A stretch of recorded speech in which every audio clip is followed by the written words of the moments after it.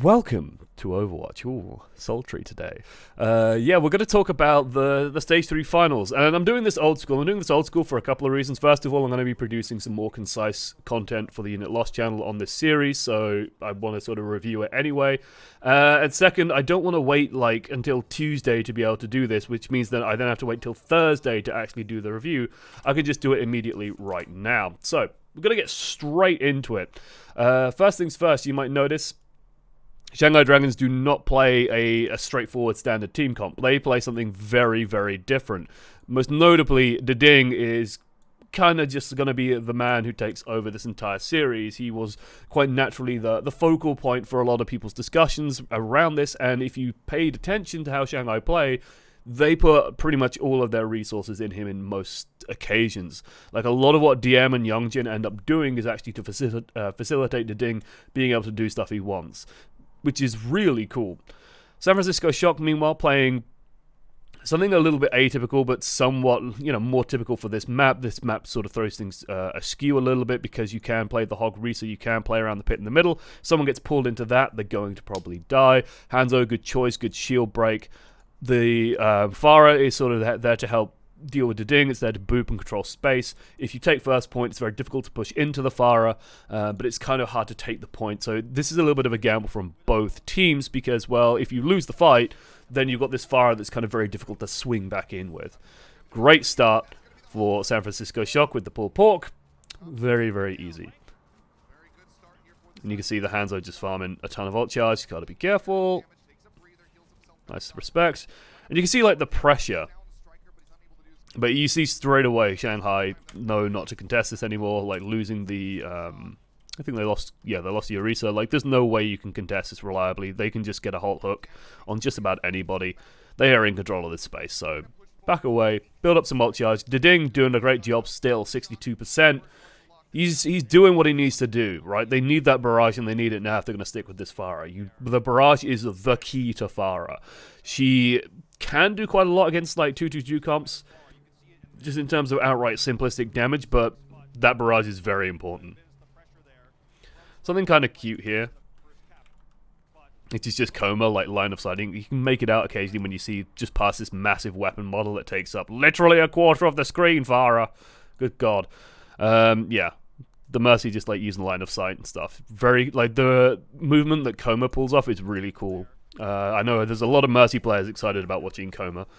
Might be probably the best Mercy in the world at the moment. Wouldn't be an unfair statement to make, I feel. And, bad starts, right? Pretty rough. Just San Francisco Shock executing on the pulled pork. You can't really...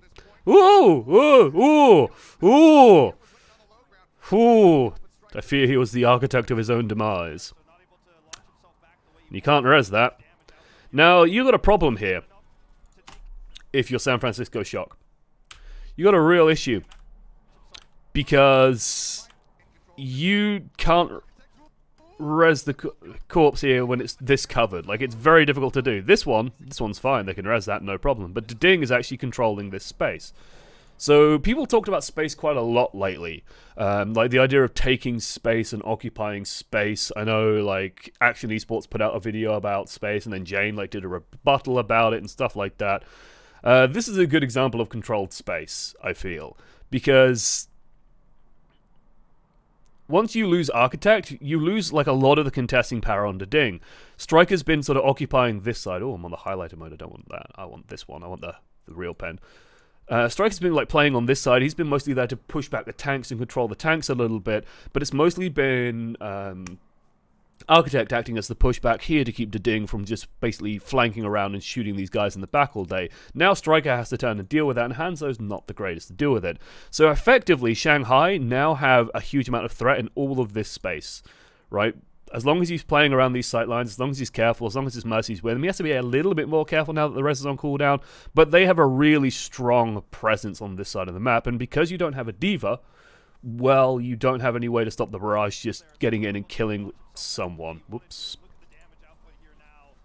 Oh, the pornography. And you could see, the results are immediate, right? He can just shell rockets in here, and he doesn't really have to give a single heck. Choi Hyobin, though, is a god. probably another just good example of when a space is not safe. Right? Which is that you jump in.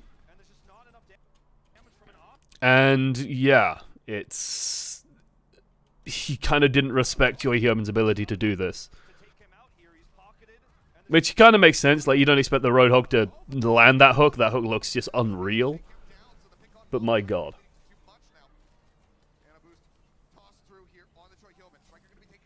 Luckily, Youngjin just goes nuts. It's not even like Youngjin is nanoed here. And this is why I really wish he had the replay tool. It looks like he's just playing on the flank with Gamsu. You can see that he's got the Mercy probably plugged into him, giving him damage amp. And he's just nailing people. But Deding blew that wide open just from the start. Just by controlling that side flank, that's more than enough. And that sort of came off of Architect getting a bit big for his boots, messing up a movement. DM gets the kill. And then suddenly all this chains off each other. Now, one of the mistakes I feel that San Francisco Shock made is, if you notice, Shanghai seemed much more willing to sort of play up a little bit here and there. They're playing a little bit forward. They have the barrage. They have Dragon Strike. It felt like San Francisco Shock, after they took, like, they won the first fight, they sort of played back here pretty much non-stop. So if, like, we jump back and back and back and back and back and back and back and back, I'm gonna have a slap a drink because I need some. Probably should just do this with this.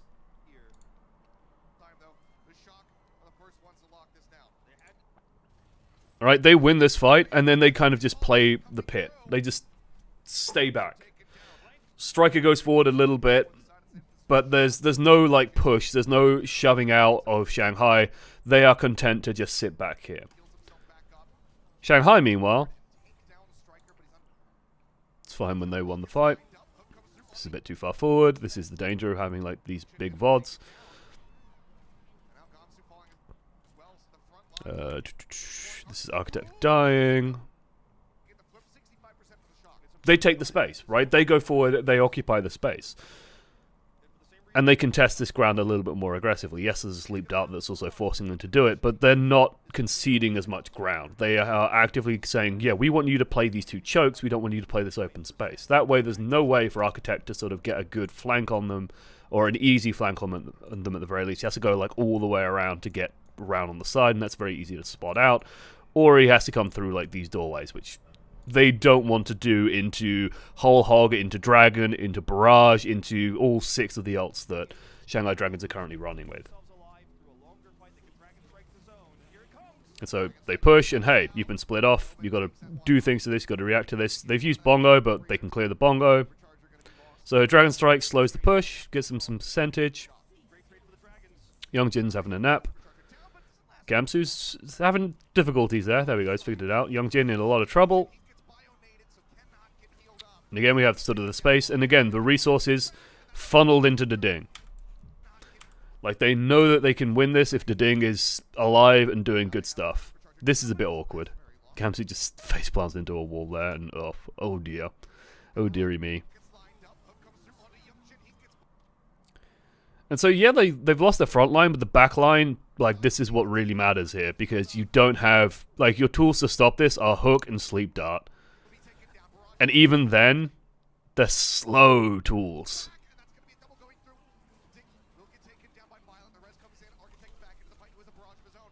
Still think San Fran can win this. Yeah.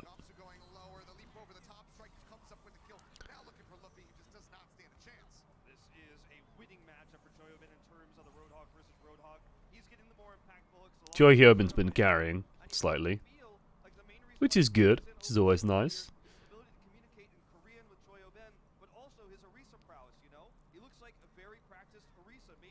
Again, San Fran not taking the space. Like, they're really sort of playing it back. That's a nice pull angle, though.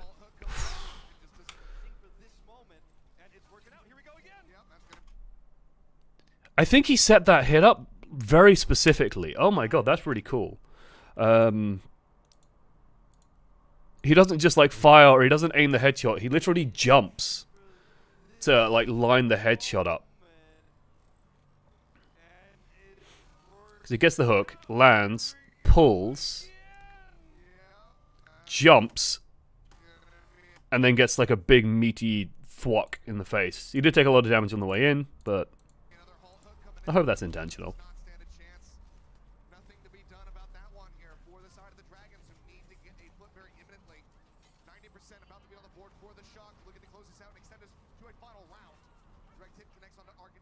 So this is a good sign of Deding's sort of supremacy. Also, notice that the Ana is very unusually. The Ana is not helping the front line. I know that they lost their Roadhog, so the Ana kind of doesn't have to. But the fact that like Luffy is over here is kind of nuts to me, right? Like typically you would, when you're arranging healers with a team like this, you just say like, "Oh, Mercy, you I sort of drew the arrow completely wrong. Let's get that right.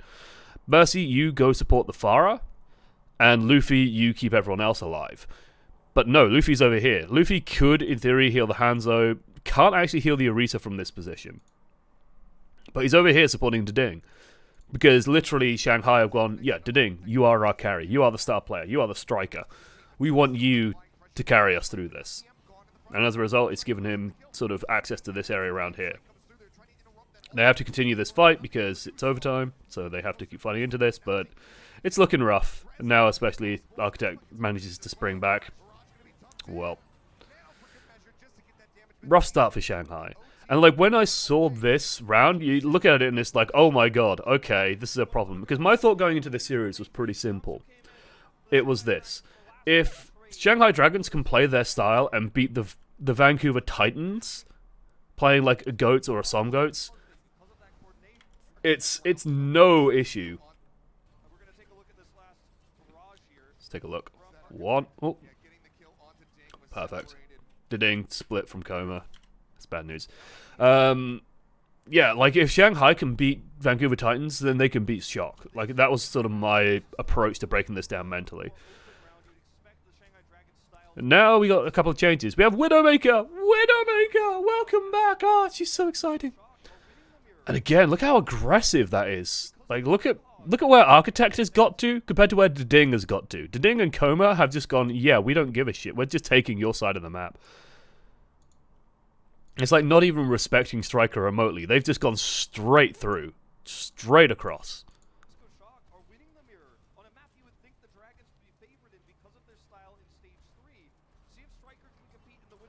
And this is really awkward. Like, that's a really cool position. Because if you think about this from, like, well, it's Striker's job kind of to contest the pharmacy, right? You got a Widowmaker, you can contest pharmacy with it. You just need to land a headshot. Where does Striker go? You know? Where does he go to actually contest this? When they're literally floating above this little area over here. He can maybe shoot them from, like, spawn. Yeah, that's a great angle to shoot them. But then they just float in front of this and they're fine. So that's not going to work. You can't really stand here because that's where the Farah is shooting at you. You got the other Widowmaker to worry about, so you can't just like sit up here.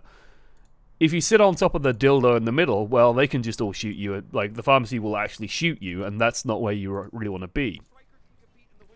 So it's really like created this awkward situation where you got a Widow on one side and a pharmacy on the other, and it's just pressuring down that you have to deal with this constantly. And this is the big thing with like this DPS duo that you will see repeatedly, which is like they support each other so well in terms of, oh, well, you flush out the target and I'll kill it. And it doesn't, and like both of them pull their weight in doing that as well, which I think is the really cool part. It's the fact that the thing that surprises me the most is the fact that Deding and Coma got that far that fast. Like the fact that they can get over there that quickly is nuts. And now, hey, you're pushing into Barrage, never a comfortable position. And you're trying to push with Farah, also into Widowmaker, also never a comfortable position.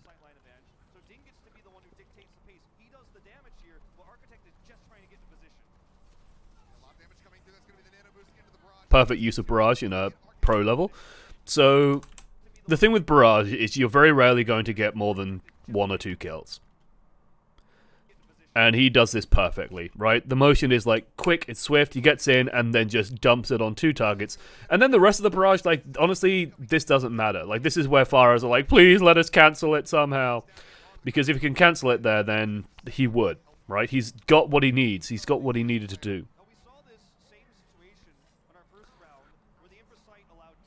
And, like, the question for here is for Sanfran is like, well, now what do you do? How do you push back into this with the team comp you've got? You got to cover this big open space through a couple of choke points into Pharah and Widow. Like, they need a pick on the Pharah, but even then, Deding's positioning is such that if he dies here, he's going to fall back behind the wall and could be rezzed. Now it's a little bit more sort of dicey. Now, hey, Choi Hyobin continues his dominant streak. And that's definitely a way back in. I think, like, at this point, hopefully Deding is going, I kind of really need to respect Choi Hyobin, because if I don't, that's problematic. Like, this is what, the third hook he's landed on the Pharah? That's a bad miss. That's a good miss. Well, a good hit. Oh! Oh! God! That's so good. Like, that's nice. I mean, he has infrasight, so he sees the jump, and then he's just like... Because at this point, I'm pretty sure if you're DM, you're just like, oh, I'm dead. You know, you just think, oh, I've died here. Striker misses and bails out. DM? Nope. DM knows he can just keep blinking. Ah, beautiful. And this is a nice part about the Mercy in this team comp, is that Mercy pairs really well with Widowmaker, and she pairs really well with Pharah, so... You've got, like, really, really, really nice synergies with Coma. He's not just benefiting the Pharah, he's actually really strong with the Widow, so if Deding dies and can't be rezzed, it's all fine. Now there's Hammond for desperate times. Shanghai just building up ults. It's looking clean, it's looking crisp. Couldn't handle DM. Can shut him down. Striker's not his equal. I mean, wasn't this Striker's problem as well when he played for Boston? That his Widow wasn't great. His Tracer was fantastic, but his Widow was always a bit eesh.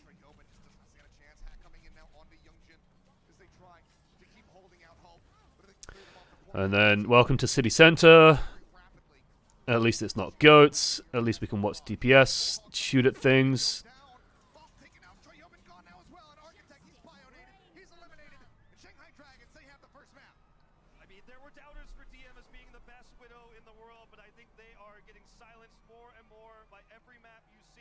Wait, did I skip an entire round?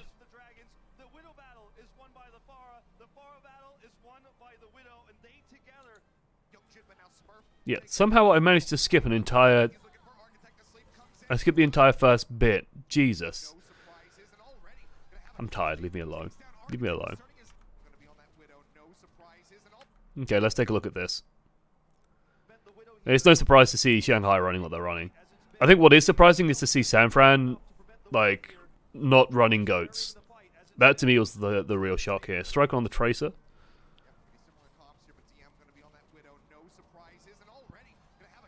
That's a good start, especially when they can't get the res, because hey, now you control everything. And you've got a Pharah and a Widow. They, as long as you just keep those two split and separated and controlling sightlines with each other, excuse me, it's easy as you like. Like, they can't deal with the Pharah and the Widow shooting from two separate angles. Do this very quickly. Swapping to the Hanzo, makes sense. The Tracer is an odd fish. Like, the Tracer would exist purely to contest the Widow, I think. Like, what else would you do? You could really be annoying to the Hog Risa and maybe try and get on the Ana, but it's difficult to do. And it doesn't synergize well with the Hog Risa.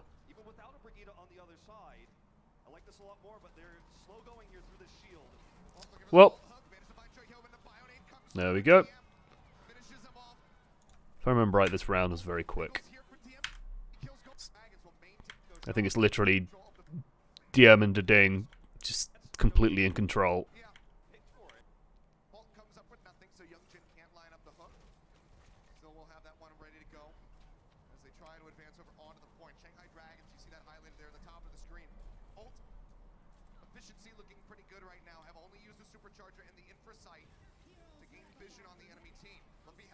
Oh.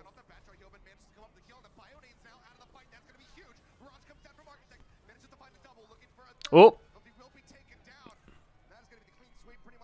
Okay, fellow Deding. It's an interesting choice, I think. He sees the Nano Pharah and thinks, you know what, I can't deal with that, so I'm just going to try and get into the back line. I think if he killed Striker here, he would have barraged, but yeah, he just can't get it. Coma ends up going down. And he sort of goes, fine, you know what, we got ults.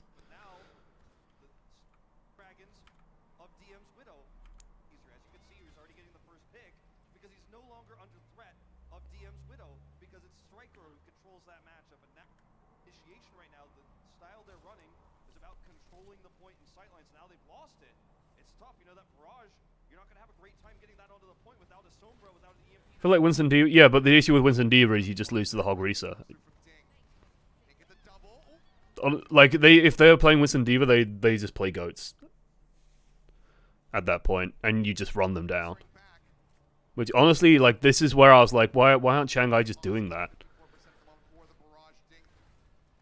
Oh, sorry, why aren't San Fran doing that? Shanghai, it makes sense because Shanghai have been playing this style, and like they are like the only team that seems to reliably be getting Pharah to work.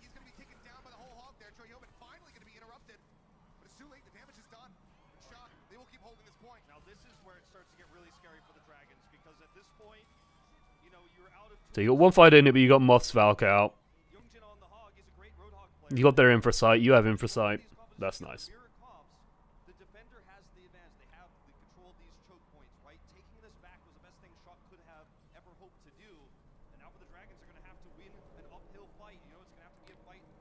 Saying swap trays, you wouldn't just lob a Winston into this team comp, definitely. Like, the moment you try and contest the Widow, she just grapples away and then Hog Reaser kills you. You need something that plays with the barrier. And this is the danger of having that Infrasight. So they can see absolutely everybody, and oh... Like, Violet just gets caught by a sleep dart early that isn't shown on camera.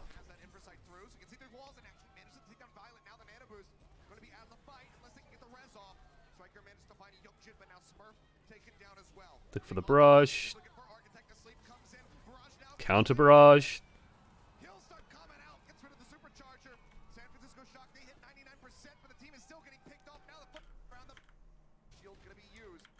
Oh look, it's control. They're swapping to try and contest. It's not going to work. We know it's not going to work. I'm on a limited time frame here. We've got a lot of maps to get through, so let's just be quick on that one. Everyone's favorite map coming up next. No, it's not.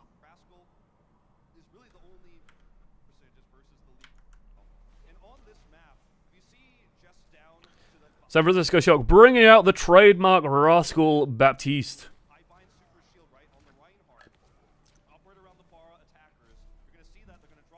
Violet seems to get caught out a lot. We'll try and keep an eye on that.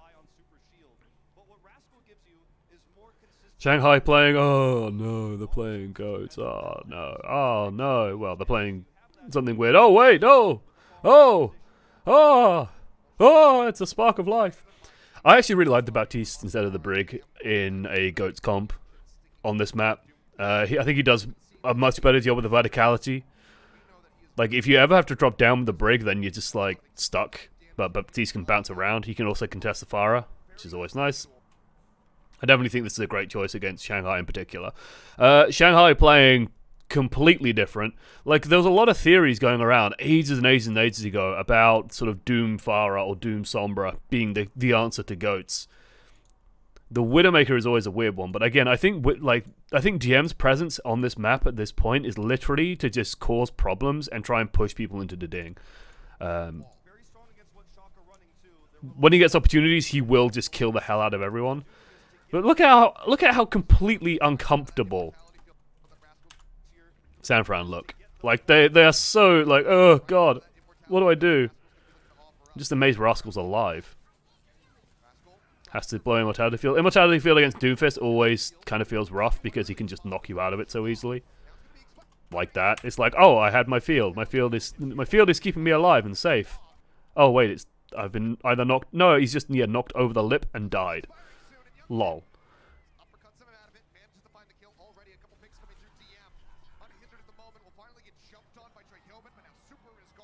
And everyone else is getting surrounded and killed. And like, this is... If you are going to beat goats with a DPS comp, you have to surround it. You have to, like, put it in a position where they will just be taking damage and that they can't really be safe, or they can't contest a point and be safe. And Nimbani is a good map for that. And now, like, this feels classic, right? Widow on Numbani second, just taking a ton of ground and taking a ton of space. Oh, yes. Sinatra swaps off the Zarya, goes for the Sombra. Yeah, this swap needed to happen immediately.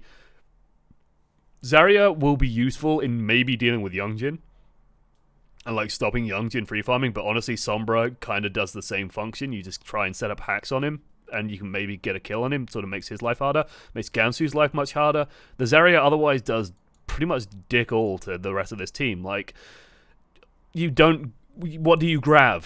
Is the question. The answer is maybe you pin Gamsu down, maybe you hold him down, maybe you pin Youngjin down, but the grab is just not worth it compared to an EMP, where you can maybe get Pharmacy, you can get these two, you can definitely lock down a lot more.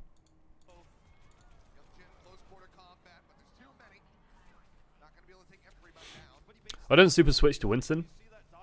It's a good question.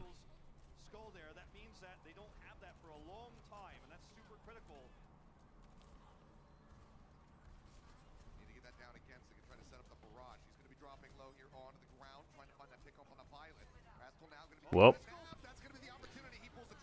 just straight away. Like, even with the Diva up, he just knows he's not going to risk it. And I think the reason why he barrages here is I think if he goes for just a left click, there's a chance that they get the Immortality Field. Like, this is just an instantaneous kill.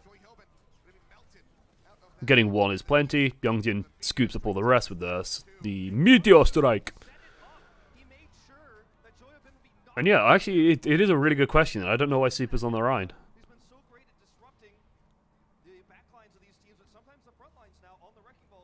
Oh, there we go. Sort of a Wrecking Ball. Maybe just try and contest this. Pop!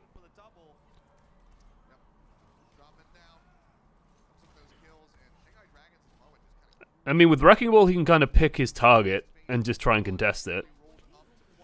Youngjin's actually swapped off the Doomfist. That's kind of interesting that he swapped off the Doomfist to the Brig. I'm guessing that's to keep Luffy alive, because if they don't have if they basically just left Luffy as he is, then Wrecking Ball can just like go and hammer it, like just go and hammer Anna time and time again. Winston could kind of do the same thing.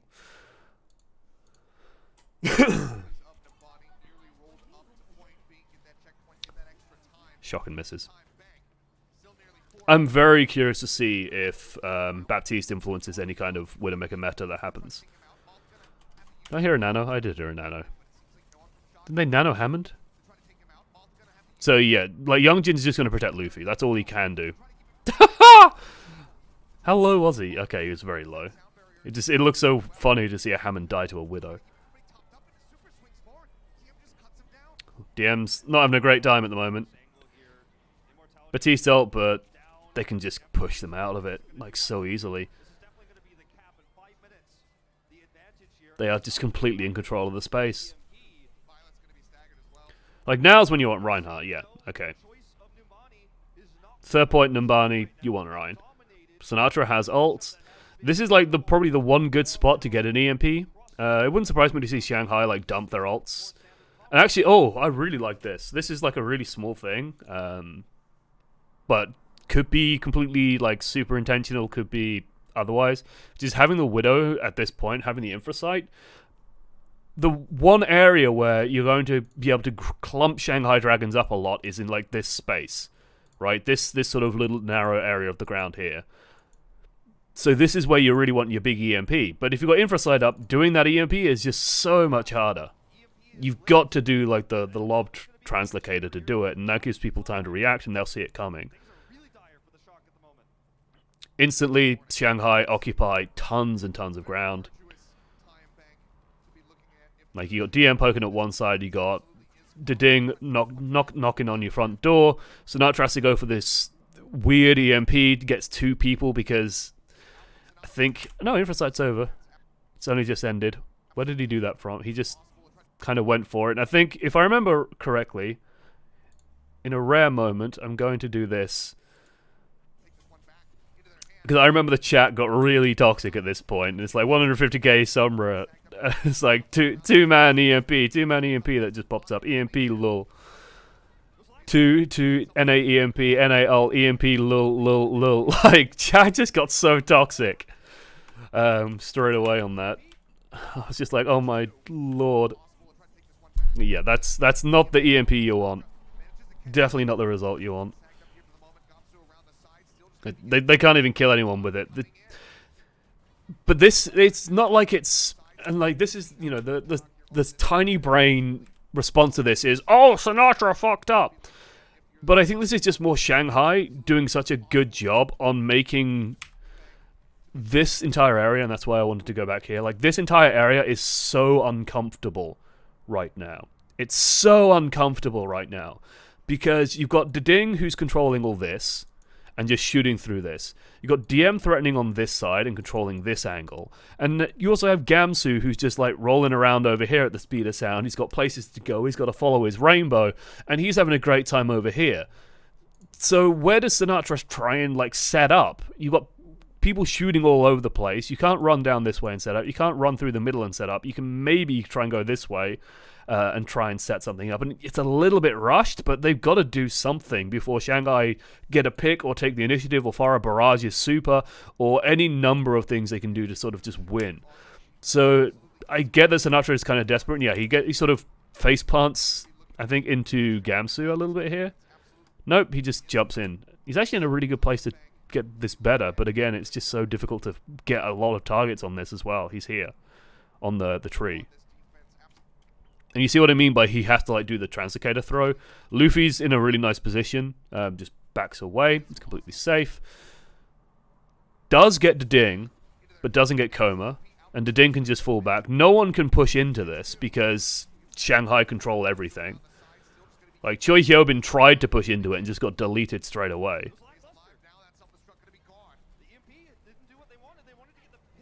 And it's like they can't push into Shanghai. Shanghai, you know, they don't have a tank in a traditional sense of having Gamsu, but they might as well have a big barrier in front of them because you've got the wall of damage that is Widowmaker, the wall of damage that is Farah, and they just don't feel confident enough to just try and rush something down. Luffy's in too awkward of a position and nothing else they can really catch.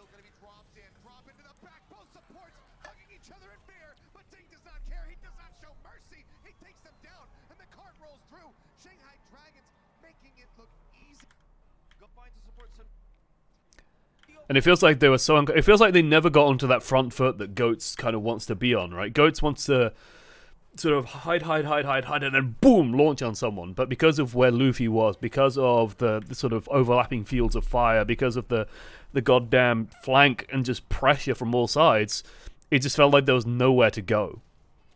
And they were sort of like, oh, well, we'll play off Sinatra's EMP and win, but it doesn't work against this team comp very well, clearly.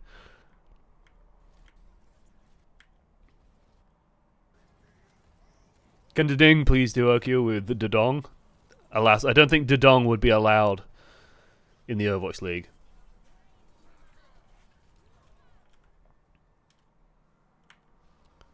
I just, you know, it does make me sad that DM is not on Philly or Carpe is not on Shanghai.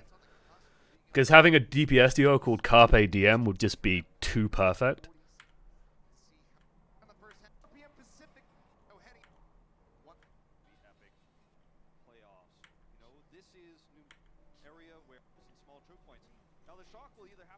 Okay. So again, Shanghai playing this like very evasive style. One big change up, of course, is DM playing on the Sombra. Honestly, if the enemy team's playing Goats, yeah, having the Sombra is always going to be good. EMP Barrage, very powerful. EMP Doomfist also going to be actually pretty powerful as well. In terms of the only awkward thing I'd say is like the Orisa's a little bit vulnerable to just being run down, but you try and stop that by having Ding just like blast people. You could also have Youngjin just sort of causing problems. And this is something that Youngjin does a lot during the series, I think. Like, I noticed this on Horizon Lunar Colony, and I kind of want to see how much of it he does in general. Which is, he doesn't play like this super aggro Doomfist. He doesn't play Doomfist like you'd see Doomfist on the ladder. He plays it in a very different way. And he plays it to control areas. So he's just set up here, he's waiting for them to push through, and all he wants to do is knock someone onto the low ground. Because if he knocks someone onto the low ground, well then they're going to be prey for Ding, they're going to be prey for DM, and they can't just like take the push around the flank and go all the way around and get to their Orisa. It just causes so many problems to have this Doomfist looking for these opportunities to knock people down, and that's kind of all he's gonna be looking to do. He's not hunting necessarily for kills. He just wants pressure. And you see Gamsu's just going to rotate around. There's the knockdown. That's exactly what they want. Target's been isolated. Surround it. Hack it. Kill it. Like, now they have to play on the point, but they're completely surrounded. And San Fran, like, they need to get somewhere quickly. Or they just play on the point and steadily kill everyone, because Farah's dead. How did Ding die? Choi Hyobin completely sacrificed for him. I think Rascal clipped him as well. Yeah, Rascal's landing shots. And it's like, Koma! Koma, where are you? Where's Mercy? Mercy's keeping Youngjin's ass alive. No! Koma's going to want to res that. Choi Hyobin moves away from the body as well. Might be too late. I fear it's too late. They let it go. Okay. That's a shame. That's a real shame.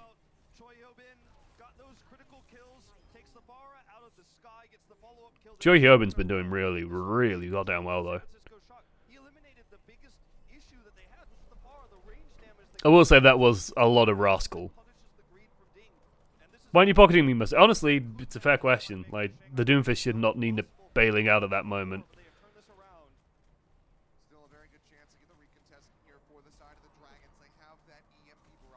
I still like the game plan.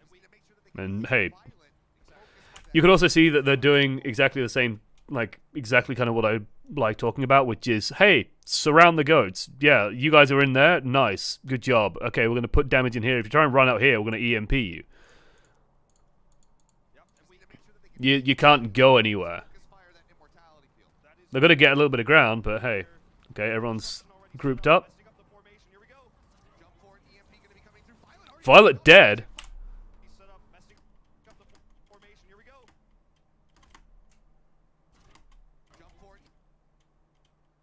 Oh, please tell me they show a replay of that. Oh, I want to see what happened to Violet. Did Violet stay on the high ground? Surely not.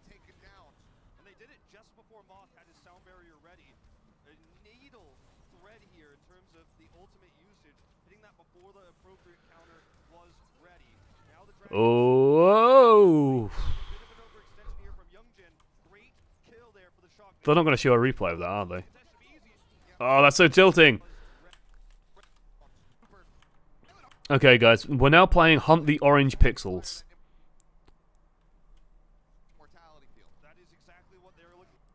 I think that's him over there.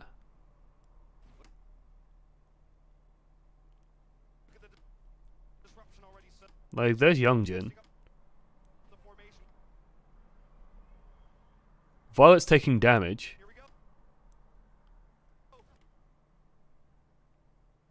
Is that... No, that's not him. That's Rascal.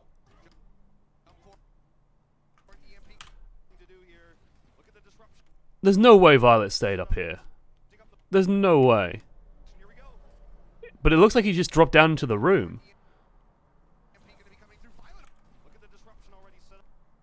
Is he in there? Is that his health bar there? No, that's him. Because he's the only other one with shields. There's Zarya, there's Violet. So Violet's just dropped down. Youngjin just gets on both the supports. I think Rascal tried to Immortality Field him, but like I mentioned, Immortality Field does not work great against Doomfist. He's trying to hide for the EMP, yeah, but trying to hide from the EMP underneath, like, that's why I'm looking for him, because his positioning here to hide from the EMP is not that fucking great. Like, hiding down here is not... It's not a good feeling when you're literally underneath the entire enemy team.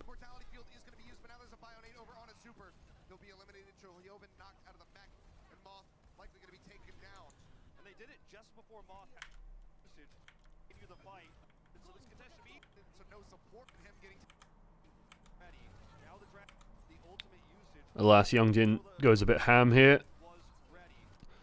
Like, I kind of get what he's doing. He's like doing the Lucio thing here of just like trying to boot people around. But hey, look, everyone shoots the Doomfist, and he doesn't have a million barrier for some reason. I'm honestly fine with that grab. Like, even if it just caught Luffy.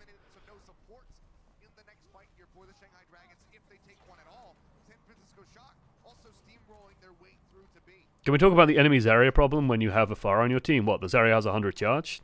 You just deal with it. Like,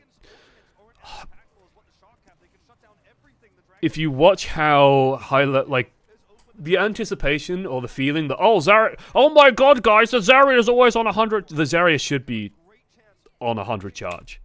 Like, the Zarya should be high charge in most games. It's generally a sign of the Zarya doing well. It's expecting people to, like, expecting the Zarya to be on low charge and for that to be other people's problems. Like, that's wrong thinking in my mind. The expectation that, oh, just don't shoot them. Like, no, that doesn't work. Then you just pick Zarya and suddenly Pharah is completely pointless. San Francisco Shock have a lot of outs here. Like, this is the scary part for Shanghai Dragons. So I'm kind of curious to see how this fight goes because I don't remember the specifics. Because Violet and Moth have both their ults. They have Immortality Field that's currently keeping them alive. They're dropping an Earth Shatter right now. In theory, Shanghai should lose this fight.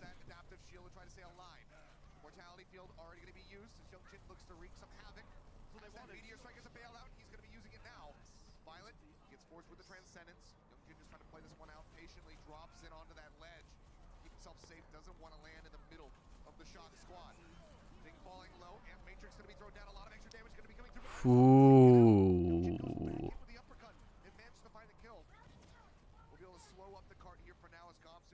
Slowly, slowly. That was really weird. Really nicely done, but really weird.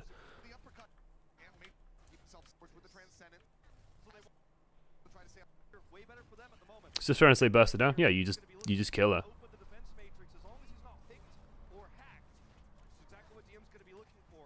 It's just I see too many people who resort to the mentality of, oh my god, the Zarya's on full charge again, guys. Stop shooting the barrier. And it's like, dude, good Zaryas will be on high charge. Deal with it. Right. The cool thing that happens here is that Shanghai, like, really do a good job of exploiting their mobility. Youngjin sort of piles in, and this camera angle is terrible at the moment. Youngjin piles in and everyone tries to get in on him, but he has ult, so he can just ult out to safety. He's fine. Violet panics.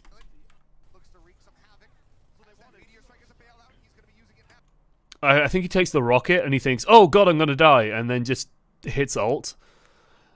And Shanghai just melts away. They just fade away. They just, yep. Good. We got Transcendence out. We know that you probably are going to want to save Sound Barrier for EMP. We can maybe start using things now, but Wood's going to take a time. Like, they use the field. Wood's going to back away. Youngjin does Doomfist things. He just jumps in and kills the Baptiste. Lol.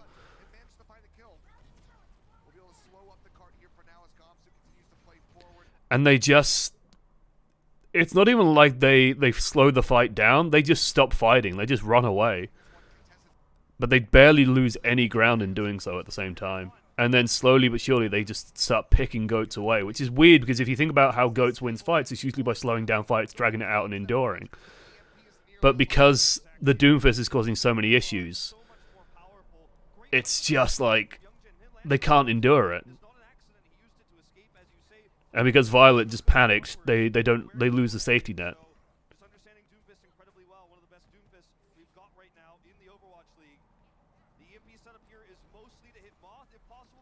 Doomfist is super interactive. It's so fun dealing with the Doomfist counterplay. Oh. Lol.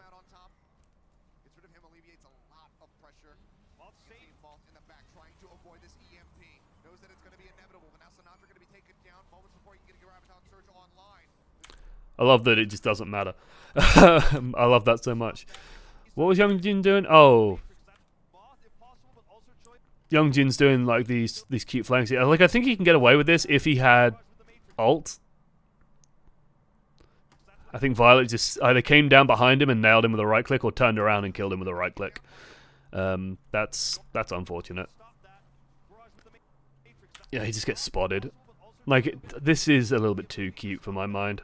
If you got ult, sure, do this, but...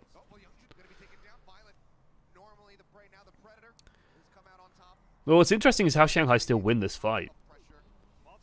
Like, Gamsu goes in, the Sombra just pops up, and somehow Deding kills Sinatra. How does a Pharah kill anyone in this team comp? 1 rocket, 2 rocket, and then he explodes. Nano Pharah? Yeah, it's a Nano Pharah rocket that does it, but... You got Baptiste, you got Zen, you got Lucio. No one... Like, the immortality field comes out so late. That's just such a big, stupid error. I'm just looking at it over and over again because I'm kind of in disbelief. Like, the Lucio has to hide. That's fair enough. You know, oh, we've got no support cam. You can see Lucio has to sort of stay away. Zen can't heal enough of that, but Rascal can. Baptiste can absolutely keep people up through that.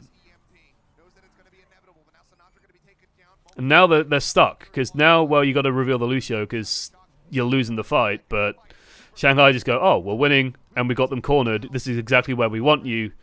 We want you cowering in small rooms because we can just shoot into that all day and get picks and wait for reinforcements to come out of spawn.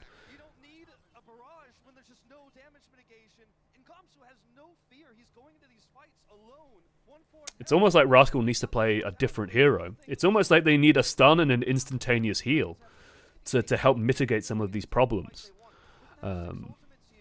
With some little additional AoE healing on top, perhaps. The only one I trust, Jinmu is sort of the other argument you can make.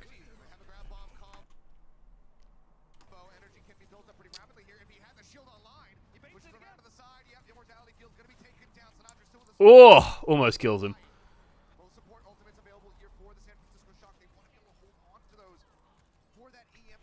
What I'm terrified of is, like, Blizzard look at this and go, oh, well, we don't have to enforce 222. You got Gamsu. Like, I mean, this is what I mentioned earlier, right? Who do you grab? What do you do? Locking down Gamsu, honestly, is about as good as you're going to get. You know, it's not going to get any better than that. So that's kind of all you can do. But Young Jin's just free farming in the backline. Like, you dealt with one threat, but the other threats are such a huge problem.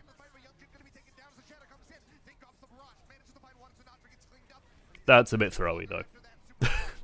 That was all a bit throwy. I think Young Jin just had a rush of blood to the head, and I don't think he should have gone for this. This is...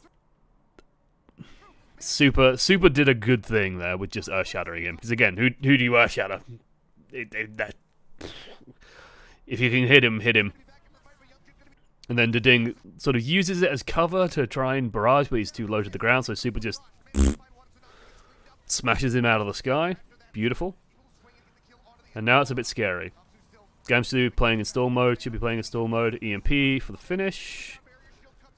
Sambra is going to stall it out even further. This is still kind of okay, because reinforcement's going to come out for Shanghai. And there we go.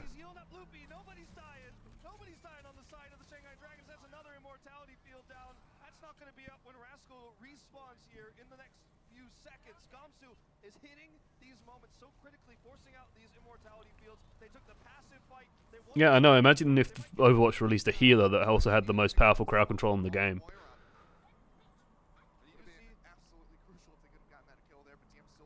So at this point, like, because when I was watching this game, I was like, why aren't they playing Moira as well? Like, you've been playing the Zenyatta, but Trance will win you fights here. But like, you kind of saw it earlier, right? You Trance and they just kind of run away, and you can't do much about it. But Moira can out-heal everything the Pharah is doing. She can evade the Doomfist. Lucio can evade the Doomfist. Brig, in theory, would evade the Doomfist. But they go to Quad Tank. Like, Quad Tank, Moira, Lucio. And they're basically saying, yeah, you can't kill us anymore.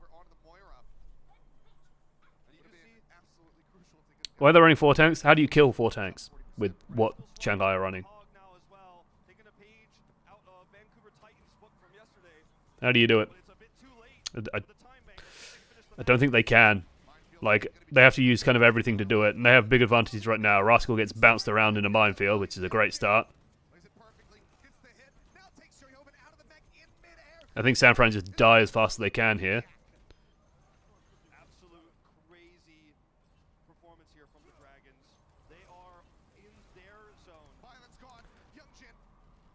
Honestly, like, if you're Shanghai, yeah, you kind of expect that, right? The team fight where you... This is stupid out of Rascal. Rascal should not be out here. In fact, I love the fact that Shanghai are taking this much ground. I kind of wish they'd even stay out there and continue contesting from, like, all the way out here.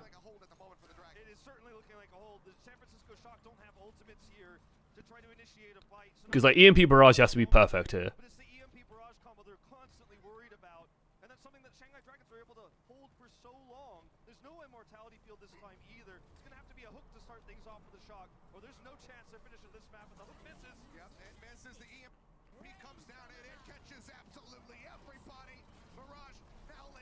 I think if San Fran swapped to this earlier, it would be way better.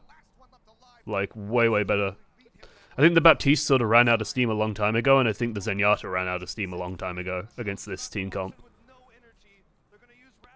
Because the logic that I was always taught was that if they're playing DPS comps against goats, you play Moira. You play Moira goats. Because it's so much harder to deal with. And you have like coalescence every single fight.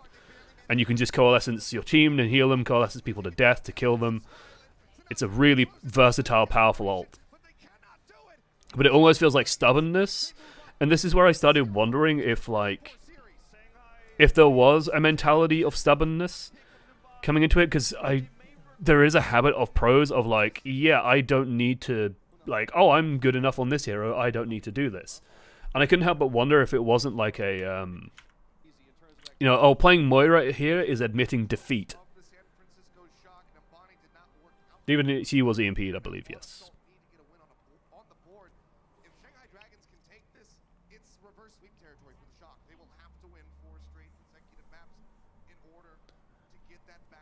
And it just seemed very strange to me, like this reluctance to play Moira. This map was really cool. I saw some really neat things happening here. Shanghai scouting. They want to see what the enemy's running. Ding reports back. And it's like, okay, they're playing Rhine Goats with Baptiste. Probably what they expected. Like, Shanghai bread and butter. So again, they're playing like this space controlling composition, right? They can take control of all the ground, and it's super difficult. And now Youngjin is going to start doing something really cool. Youngjin's job in a lot of this is going to be to control this high ground. Like, he went for a very aggressive jump there. And I think because they've got, like, the immortality field, they're going to play this very aggro. Youngjin basically is playing Gatekeeper. And every single time Youngjin moves away from this high ground, it gives San Fran a chance to sort of come up here and start contesting the Widow and contesting the Farah. This catwalk here essentially becomes extremely important for Shanghai Dragons. Right?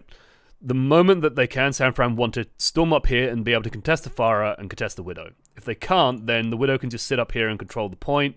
The Farah can control this choke and sort of spam down at them.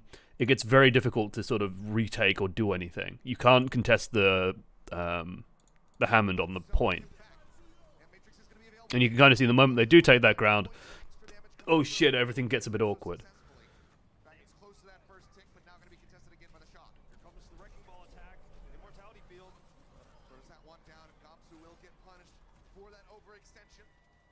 And yeah, I think that like the aggression out of Gamsu there was just weird. I don't know what he thought would happen.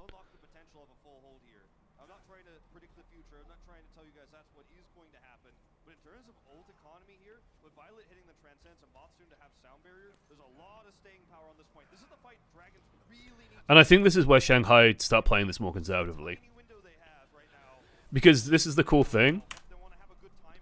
If you have Widow and Farah just playing around like this half of the map, and you have Youngjin set up here, anytime they come up here, well, Doomfist just punches people off, knocks people into the air, punches people off.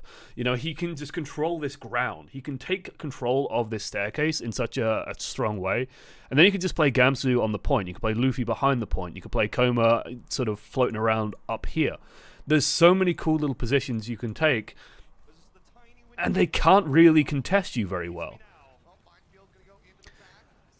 And so they do this aggro stuff with the minefield, but it gets Transcendence out. They can get a bit more on the point. But I think the moment that they, you know, now they're in control of this, okay, now as long as Sanfran are playing back here, that's fine.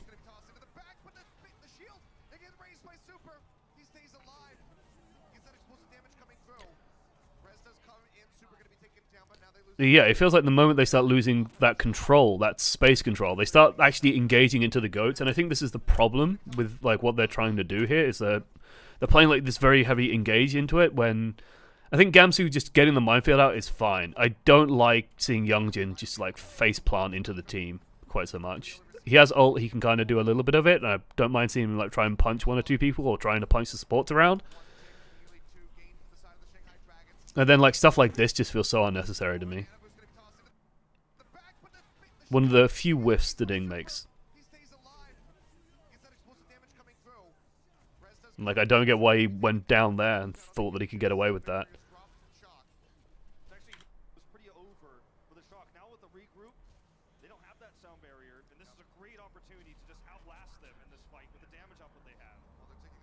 When did they use sound barrier? What?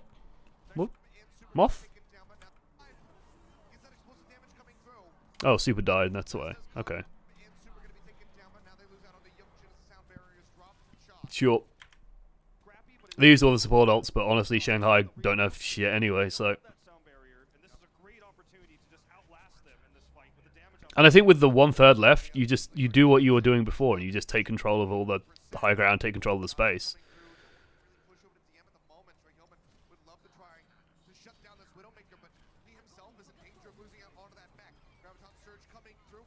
They have to grab for it, but leaves the backline a little bit vulnerable. Ding's super committed into this. He's the done.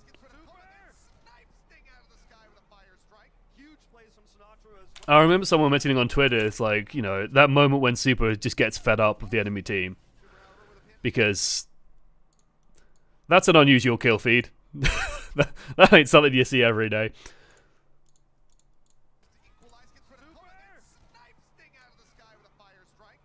It feels like Shanghai are in a rush of blood to the head here.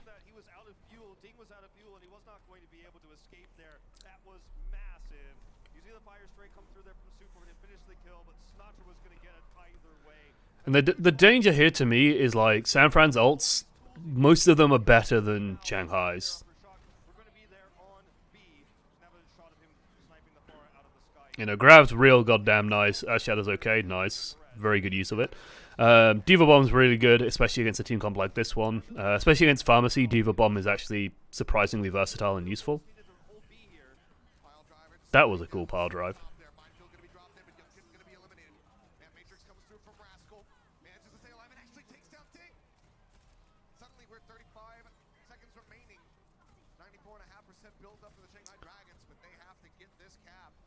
They also made a swap, by the way. DM's gone to Hanzo. DM's building, like, I like the Hanzo here probably a little bit, like, for most teams I would say I like the Hanzo more than the Widow.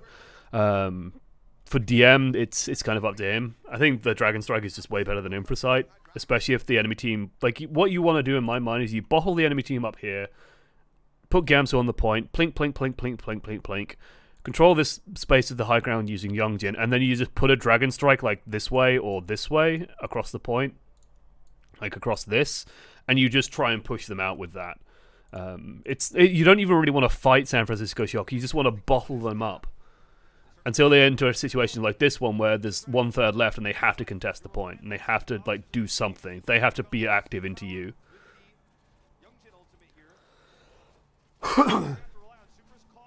Because this is the situation to me that is like 100% ideal, right? This is what you've been looking for that entire time, where you can just Dragon Strike into the enemy team if necessary. You have control of the high ground. You've got Sleep Dart, you've got Doomfist, you've got a Pharmacy floating around above there. They have to do something. They have to go somewhere, and wherever they go, they're running into damage.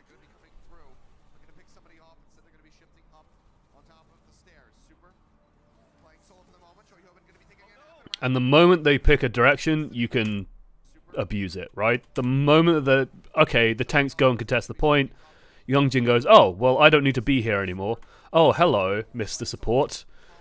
Get out skill, nerd. Lol. You know, what can Rascal do there if he's used his immortality field? He's just going to die.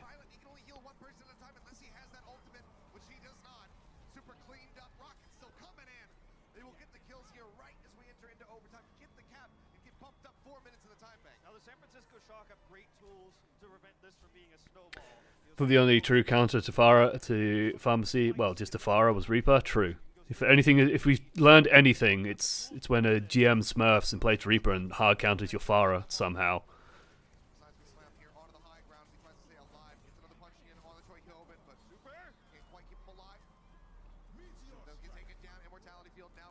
Is he going to be greedy? Is he going to be a greedy Gus? He's going to be a greedy Gus.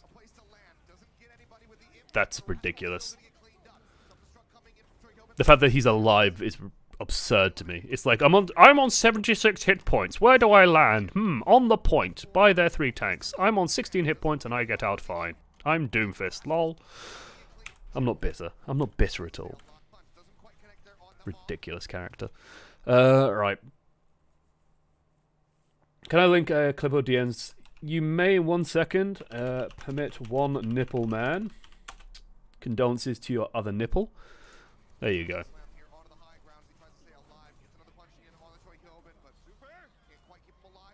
Again, notice it's the same theory though, right? It's the same theory, but it's a little bit harder on this point because you can't set up in a position where you control the point as easily. But they basically tried to bottle San Fran in a single space and then said, yeah, come contest us. Come contest us. This is the situation they want.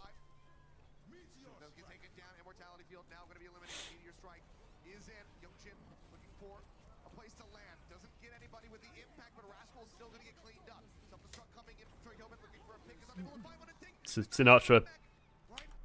What did he go for? Was it Gamsu?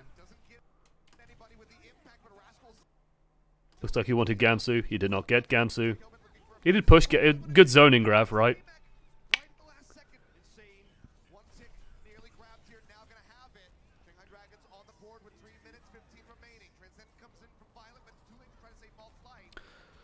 Guess what Deding wants to do in a second. If you said Barrage, you'd be correct, especially now that Choi Hyobin's used a lot of his Valk. Not his Valk, his thingy-maboo. You know what I mean. It's who's you what's it's. Defense Matrix. Words. I'm tired, leave me alone.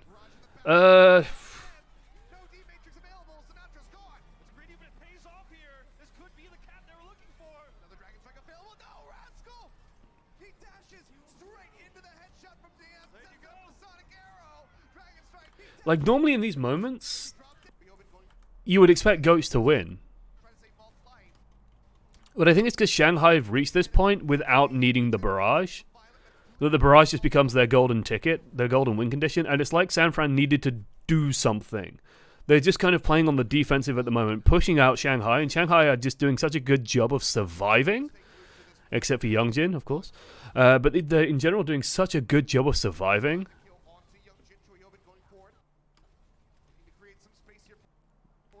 That it's like, eventually San Fran run out of cooldowns. The D.Va gets focused down, the D.Va gets burnt down enough. Rascal swapped onto Tracer, so they've lost a lot of healing. If Moth's getting contested, then they got nothing.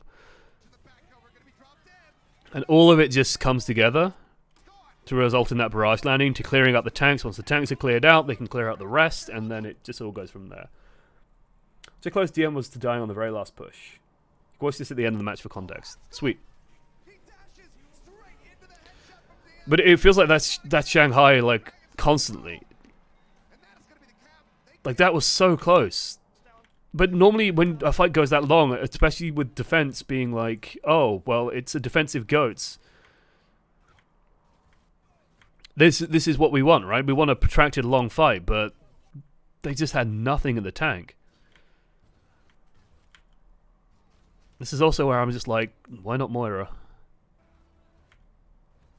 Why the insistence on the Zen?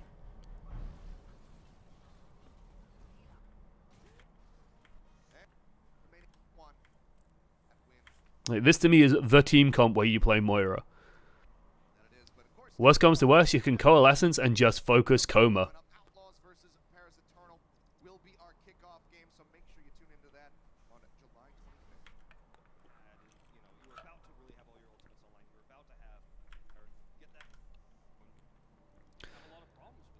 And this is unusual, right?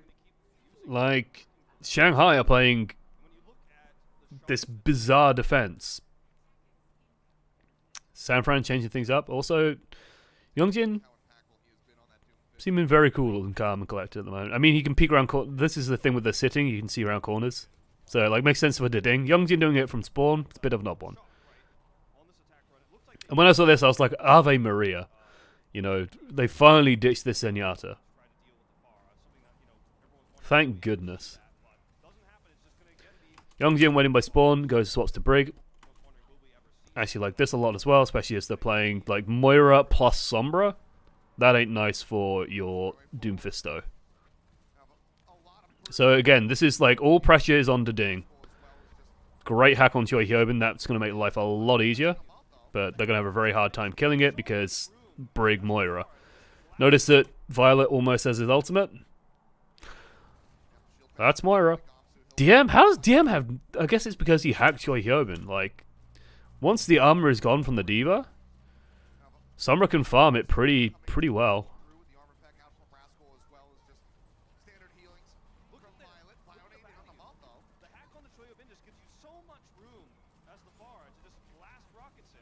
Like, the fact that DM has managed to keep pace with Diding in terms of building ult charge is nuts. Boy, this is a familiar position, isn't it? Oh look, they somehow baited Shanghai, not Shanghai, they baited San Fran into literally occupying the same position they were stuck in last time. Isn't this a familiar scene? Like, what year is it? Except now, because you got EMP, you have a really good offensive option, and they can just use it.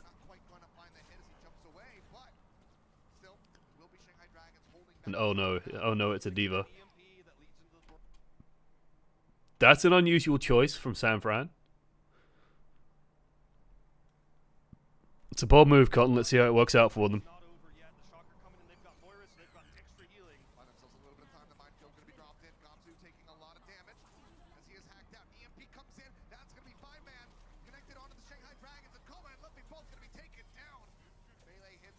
EMP, just for good measure.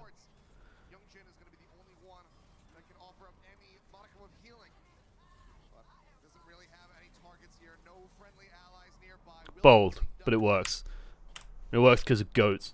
Okay, because goats. I'm just surprised they were willing to do it without the Diva, but I guess without the threat of the barrage, like, the Diva's job is kind of done.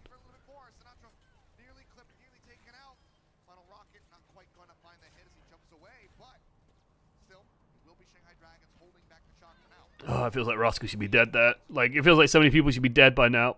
Like, Sinatra should be dead, maybe. Someone should be dead. Super barely gets out of that. I don't know, Super did get hacked by that, but it just drops off. They nano... Hammond? No, they nano Diding. Okay, that makes more sense. He just gets caught by the EMP, which is nasty. Moira punches Luffy in the face. Moira A-okay with punching grandmas.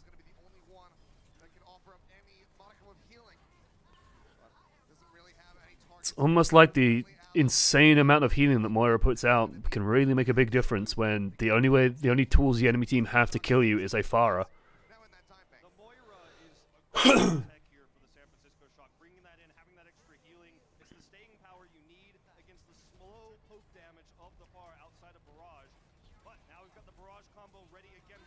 And now you play using... Okay. This time, hopefully they don't barrage. Oh shit, I remember this boop. I clipped this boop because it was just... Oh my god! Look at that! It's not very pivotal, but it's just cool as heck. I'm glad he didn't barrage on this one though. Like, it's so difficult to push in with the enemy team like threatening barrage on you on this point. And it's like, you think you're getting away? Nope. Just delivered on a silver platter for him. Beautiful. Beautiful. Very common to see teams get wiped by EMP without using ultimates because you've got a great timing. You're 3 minutes the leader at the moment as shock. You know that EMP is going to give you a big issue. You walk in, try to... And now you can coalescence safely as well. Like, that's sort of the nice part as Moira playing into a Sombra. You can coalescence and not have to worry about getting EMP'd. Oh, feels good, man. I got 4. Focusing coma. Again, remember what I said about coalescence? You can just drill it onto the Mercy if you're worried. Now looking for a little bit more comps, just pulling everybody together, going back and forth behind the shield, trying to stay alive, but there's only so much he can do by himself. He's taken down, defense matrix is there. That's just desperation. Absolutely nothing. Youngjin desperately trying to swap over onto that Bastion as Coma tries to buy some time with the Valkyrie, but he will get... I love the Bastion swap. I love the Bastion swap. San Francisco shot. When it works, it's hilarious.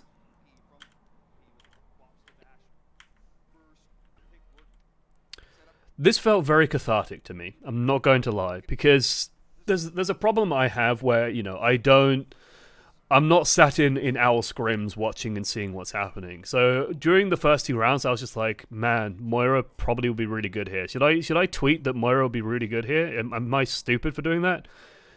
Is a pro gonna just look at that and go, yeah, no, Moira just doesn't work here, dude. It's just complete failure. And then you see that and it's just like, okay, no, maybe I was onto something. You know, maybe Moira is a pretty good choice against what Shanghai are running. It's nice to see that validation happen. And maybe Moira, I'd say like, no, I still think she's okay. Like, third point in the is a bit awkward because everything's, like, all the planters are slanted, so it all just bounces into the air, but in general, it's fine. In before Jane calls you out. Oh, yeah. I felt so bad about that because I was generally doing pro overanalyzed, but I was ill that week, and so Star was like, oh, yeah, no worries, I'll just do it quickly, and I'll just do one quickly. And then Jane made that video, and I was just like, what the fuck? You know?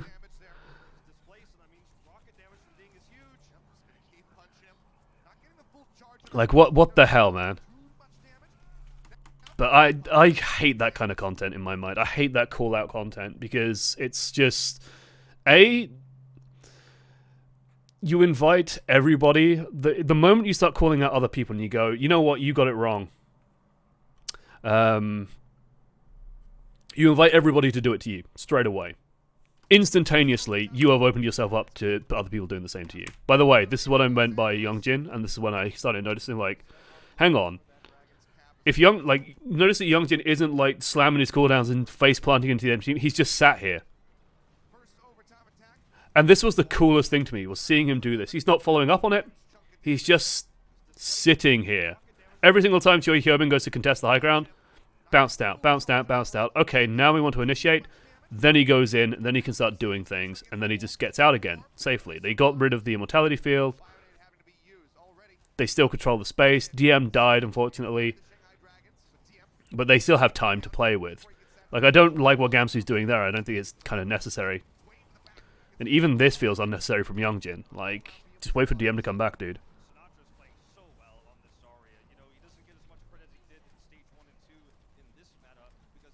Sty did his best. Sty, like, the hard part is Sty is making also content for a very broad audience. Like, when I make content for Sty, for Pro Overanalyzed, like, it is very basic. Or it's, like, I will generally, like, I'll say, oh yeah, they're taking space for this, and I might briefly explain what they mean, but if I'm doing a video, like I intend to do with the replay viewer for Sty, like, talking about DM and Ding as, like, a comment, I'll probably mention Youngjin and what he's doing here as well. Like, it will just be very specific, focused in on, okay, this is what they're doing, this is what this means, and it's very much like you are tailoring it to an audience that is going to be largely disinterested in esports, to be honest. Like, Stylos' audience is so different to what Jane's would be, or mine would generally be. Stylos' audience is the kind of people that consume, you know, play of the game VODs on our Overwatch. And that's not to like put them down, but that's what they are. Like, I wish they just waited a little bit longer. Like, I don't... Youngjin has a little bit of the thrower about him. Like, it's still a winnable situation for Shanghai because they're still, like, achieving the victory condition, which is zone out the enemy. And, hey, getting rid of Sinatra, that's a pretty good kill. You split the team now as well. And force them into a really uncomfortable place. Youngjin's back because he's Doomfist. Feels bad for Violet. Youngjin mostly, like, he's playing bouncer here. Literally playing bouncer because he's bouncing people around. But he's just playing gatekeeper. He's just saying, yeah, you don't get to come in here.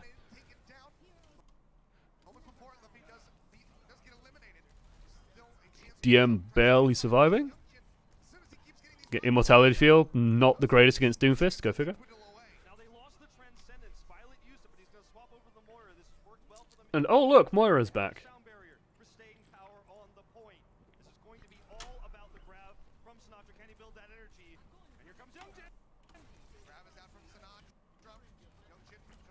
Can we see the graph?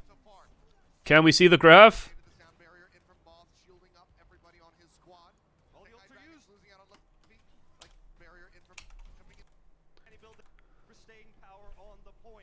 T-Tools? Like, the caster's literally teared up. Like, this is a caster going, let's set up the fight, right? So he's mentioning, okay, they don't have Zen ult, so he had to swap to Moira to get more healing. They have sound barrier, great. But this is going to be all about the grav. Which is, that's a signal to the production. Let's get the camera on Sinatra. And I think he just grabs the ceiling, and I don't think he gets anyone. I get you don't want to show like pro mistakes, but like that's a thing we want to see. I want to see Mr. 150k miss his graviton surge. It makes me feel better about missing mine. Gosh darn it. Luffy's about to die. Where is Luffy? Do we know? God, I wish they got the replays out faster. I think he's about to get killed by Violet, I think. Yep. Oh no, he's up there. Oh dearie me, he's just been dove. He's been super dove. This is what happens when you don't have that brig and Youngjin's in the back line instead of helping your Ana. You just lose your Ana. He needs to get kills now. There we go. Needs to get more than that though. Oh look, Moira. She can actually beat Doomfist because she has a cooldown that lets her basically go, nope.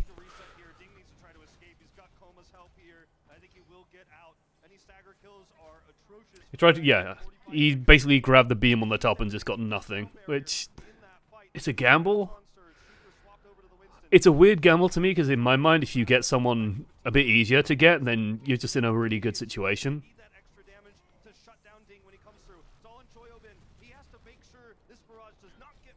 I like the term the Nene grab though. That's good. Oh god, he's going to live that grab down for the rest of his life, isn't he?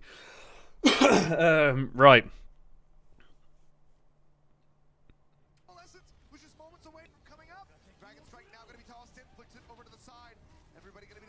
Oh look, Youngjin's on brig. I actually really like the brig here now that they've swapped to Winston. Well, they swapped to Winston.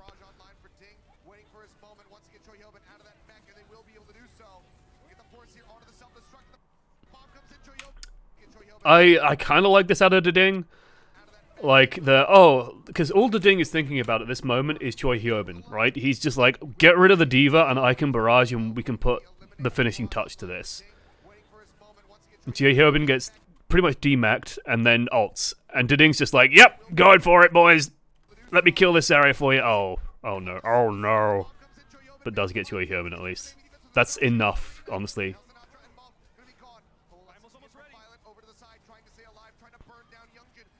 Moira is such a good hero. She's so underrated. She's so underrated.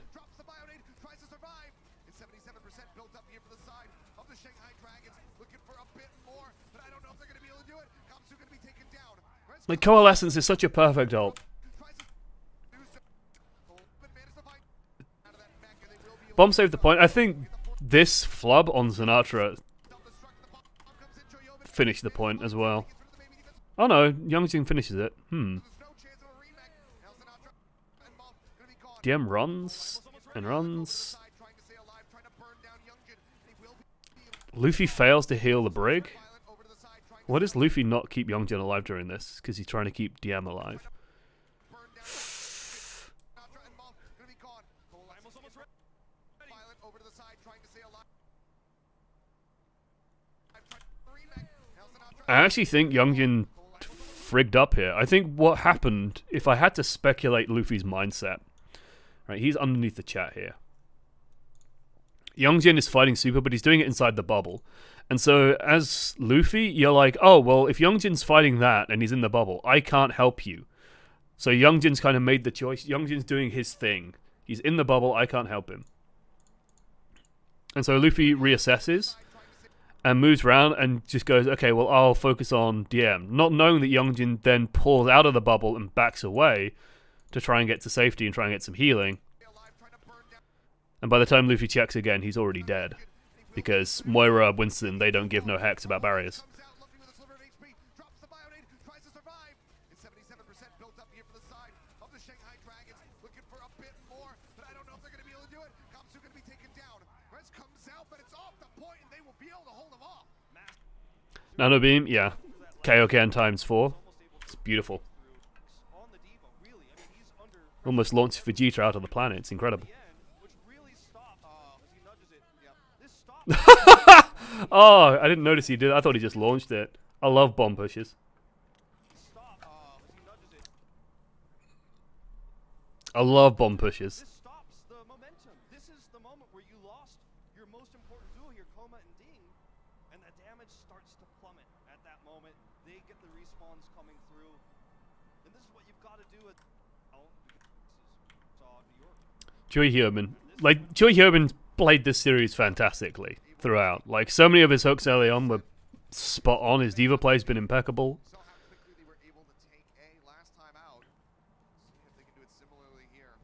We got the brig again. Way forward, Sinatra for an opportunity, decides not to go for the hack. Early surround. Violet somehow dies to Afara. Forward, Sinatra for an opportunity, decides not to go for the hack.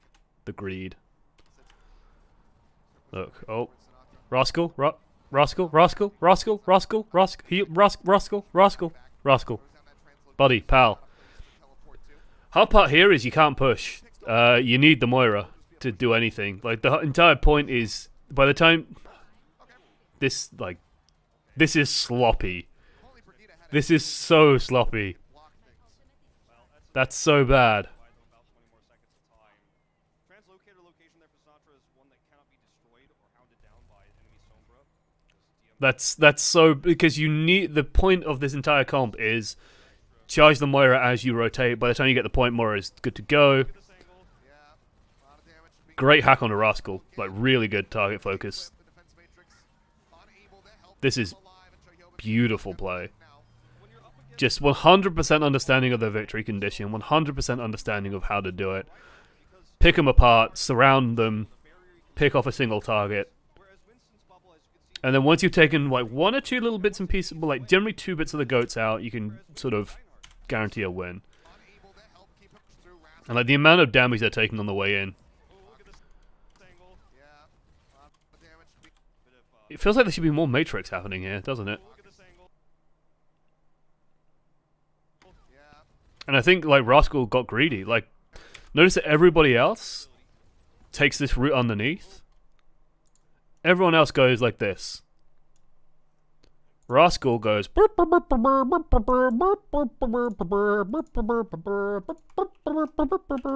to YouTube because I literally want like wacky tuba music. No. And so we end up with this situation.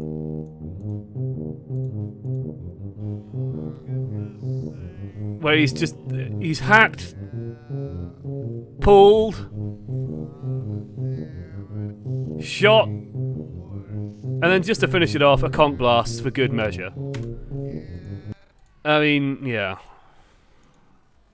Gonna get clipped, the defense matrix. Unable to help And from there it just all falls to pieces. back now. When you're up against Gotta love a tuba. Aura and the Stormblood It's such a comical instrument. Reinhardt, because Reinhardt is going to have a shield. That was very generous of Deding. I think Deding could have just, you know, left the diva. It's only temporary. He's got naded and naded as well. You're just at the mercy of your diva, and if your diva is hacked or has already used its defense matrix against all the And this is why I used the word sloppy, because it probably in scrims they're like, okay, well, you know, when we go right, we push through, we go underneath, and we go round. But Rascal's just like, oh no, I'm just gonna go through the open, and then he dies. Still 3 minutes gonna be remaining. Looking for that boot back. Concussive blast. Unable to find a brush. Just gonna be layered in. Tries to find the killer. Actually, This is something that Animatic spotted, and I'm so glad he did, because it is the tightest shit. Does hack stop Briggs healing passive? No, it does not. But Briggs healing passive can't stop everything. Yeah, ignore Deding.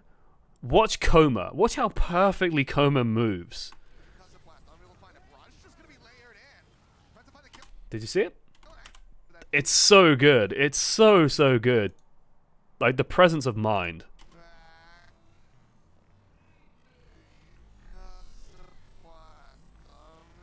Because Deding's taking damage, and then Coma somehow perfectly gets in front of him, absorbs a good, like, 150 damage, and then that's damage that would have gone to Deding. I think one of those was a fire strike, so it went through both, but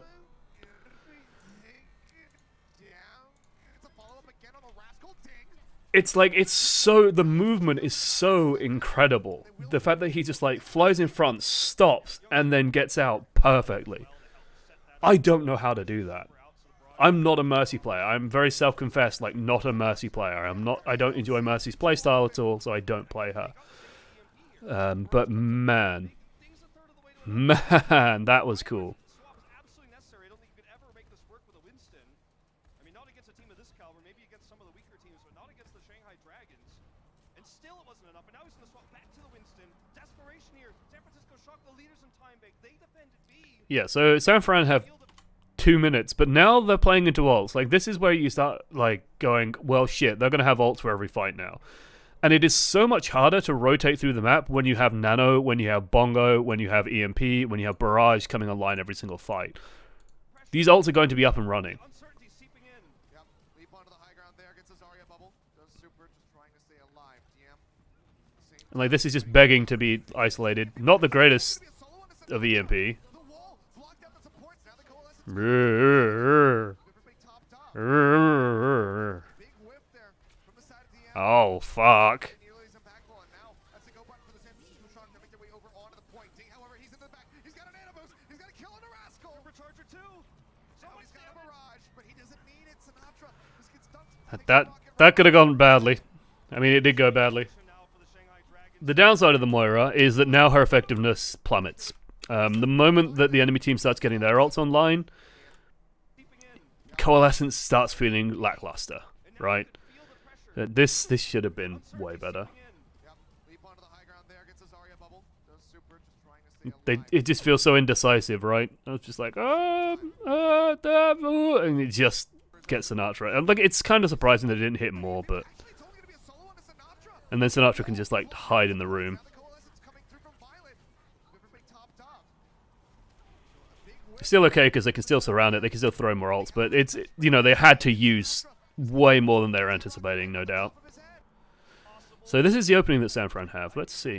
If they could stagger these, use them separately, how does Shock win this? Yep. He's built it up. Yeah, the idea with Moira is that you get an early ult advantage, and then you can snowball very quickly off the back of that. So because Moira gets her ult first, you generally win the fight when Moira gets her ult, or your team plays more aggressively, so then you get more ults, and then you can play from there. How does DM have another EMP? What? Pointing. On to Sinatra. How do you EMP 2 fights in a row? For his opportunity. Uses that EMP, but actually it's only going to be a solo on to Sinatra. The wall blocked out the supports. Now the coalescence coming through from Violet. Everybody topped up. 2%, 2%. There from the side of DM.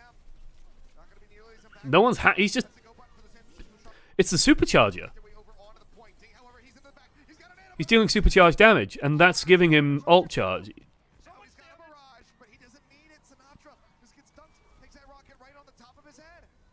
And then he just helps with the cleanup, and they just Dragons here, funnel it all into DM. which seemed impossible. Now And he has another EMP. DM with the EMP, if they can stagger these ultimates again, which they've done so many times here on Horizon, That's cool. if he can do that, It turns out supercharged his EMP. Like, how does Shock win this? Yep, he's built it up. A minute and 20 seconds is what they need to do. Shock have like one bad fight, two good fights left, and we kind of know what happens next. Barrier, that's one way to DM get this down, but learns from his mistakes, gets it in nice and early. Super goes forward, but gets stunned up. The EMP comes in, and Dig Notice he's doing it again. Notice Coma's doing it again. stunned up. Oh, look at him, right there. And Dig, he rains down hell from above. It's the kill on Beautiful. Moth, nearly the team wipe coming in. this is best case scenario for the Shock though, because now both ultimates are gone. I know it doesn't seem like best case scenario because the team just got wiped, but now So this fight yeah, like the idea there is like, oh well, you died so quickly that it's actually a good thing. fine here, as long as no Like no one got stalled out. If Shanghai could have like stalled out the Diva a little bit, that would have been amazing. But alas, you're still playing into some bad news. Though it's not the end of the world. be able to take A with this. Like this is where that earlier mistake can really hurt, Still have to get that 77. especially because Super can cause so many problems. That's beautiful. Super gonna be taking a nap through the rest of that ult. They're gonna just feast on him for ult charge. Literally, look at it. He's antied. He's just getting. Just, oh, no. Give me them ults. It's a good grab. Alas, he hit one. He hit one, boys. 150k is justified. I mean, I think with second place, he probably earns. I mean, that money probably goes straight to the player anyway, but 10 seconds until it gets boosted still up. probably okay. 39 is the time they've got. DM and Ding have to last for 20 more percent and 30 more percent in order to make this defensive combo He got one shot, happen. They certainly and they have EMP. Have a supercharger, they're gonna have a nano boost. Rally on the way. I Valkyrie, don't like that supercharger. the furthest thing here for the Shanghai Dragons. I think that's way too early. Shock. They have to make this work. EMP's ready. The Shock have no second chances here. It's now or never. So they're just gonna go aggressive. Set up for the bomb. The EMP comes out. It's gonna be a solo on the super, but that might just be enough. Who's getting close to that primal range? Now Rascal under some pressure as they push their way forward. They isolate him. They take him down. Sinatra trying to escape. A Hail Mary bomb out from Trey Hoban, looking for a pick, but this And time there we doesn't go. find anything. I like the aggression. I didn't like that supercharger. The OT will start dwindling away. They get the hack. The barrage greets. But that is the Shanghai And Dragons. that should be that map done. And then you're watching this series and you're going, oh my god, is this going to be a 4-0? is this going to be a 4-0? Before they ice, just be enough. On a pilot man. Like, the only fault I can find is the supercharger on that push. I'm fine with them, especially going aggressive on, like, the Winston and the Brig. Yeah. Watch the clip now? Yep. In before Mercies, yeah, like, trying that on ladder, just the amount of Mercies that were going to just explode, and then it's like, what, Mercy, what the fuck are you doing? Let's take a gander. Percent in order to make this defensive combo So, let's take stock of when this is. So, this is the final push. happen. They certainly can do it. They're gonna have a supercharger. They're gonna have a nano boost. DM is desperately trying to get his Rally ult. on the way. Valkyrie, the furthest thing here for the Shanghai Dragons as they look to move up to 3-0. San Francisco Shock. They have to make this work. EMP's ready. The Shock have no second chances here. It's now or never. Looking for the hack. It's now or never. Have no Work. When did he get his translocator? Valkyrie, just- the furthest thing here for the Shanghai. It's on cooldown. Oh my god, what the hell? On. What? They're gonna have a nano boost. Gonna have a supercharger. It gets killed by a right click. I think Zarya must have killed it.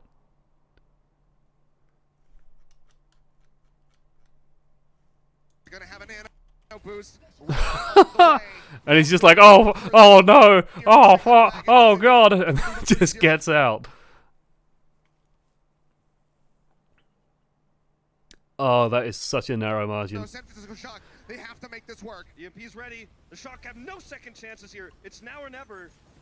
Looking for the hack there on a violet manages a And then once Super jumps in here, yeah, he's just like, yep, that's mine, that's mine. And like the bubble from Super absorbs most of it, but killing Super is EMP comes out, it's gonna be a pretty much solo on worth the it super, because that now might they just be can enough. Who's do what getting they close want. to that primal range. Now Rascal under some pressure as they push their way forward. They isolate him. They take him down. Percent. That's cool. That's really cool. Good spot. DM and the Ding? Yeah, DM and the Ding is insane. I thought Nano was 50. Yeah, Nano and Bongo are both 50%, I'm pretty sure. as is Batiste. A Hail Mary bomb out from Trehoven, looking for a pick, but this time he doesn't find anything. The kills come in. The OG will down. Or is BAP 100? Yeah, I think BAP doubles it. Dragon strong. Champion. Yeah, it must do, because 5 strike. Doi.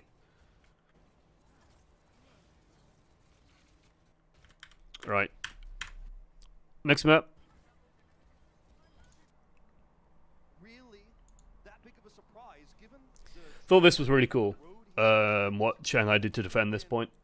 a meta mismatch for the San Francisco Shock in dominant fashion. You know, it's young. Yeah, this is showing us some Youngjin having a good time on the Reaper. Corner peeking with the moats. Him in the past. Interesting choice. Not one I'm particularly fond of. Liverpool, and he likes to bust tanks when And actually, God, that what what Shanghai did to defense, but I don't think it's this defense where they do it. it's on this Reaper. Well, we saw Sinatra playing it a bit yesterday alongside the May. Because this is garbage.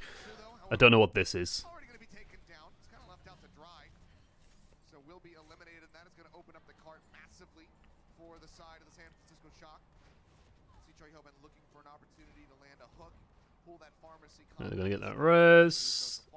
I mean, this is a lot of what they were trying to do earlier, which is like you set DM and Ding up onto 2 opposite sight lines. So you have DM causing pressure from the front, Ding causing pressure from the back. And like no matter where you go, you're either dealing with a pharmacy or you're dealing with a widow, and that's never going to be comfy. Out of the sky is unable to do so so far, but Coma I don't know what Gamsu was doing down there. Hidden. They don't know where he is. He's now showing himself. And look at Also, I'm not a big fan on the Reaper here. just waiting for his opportunity.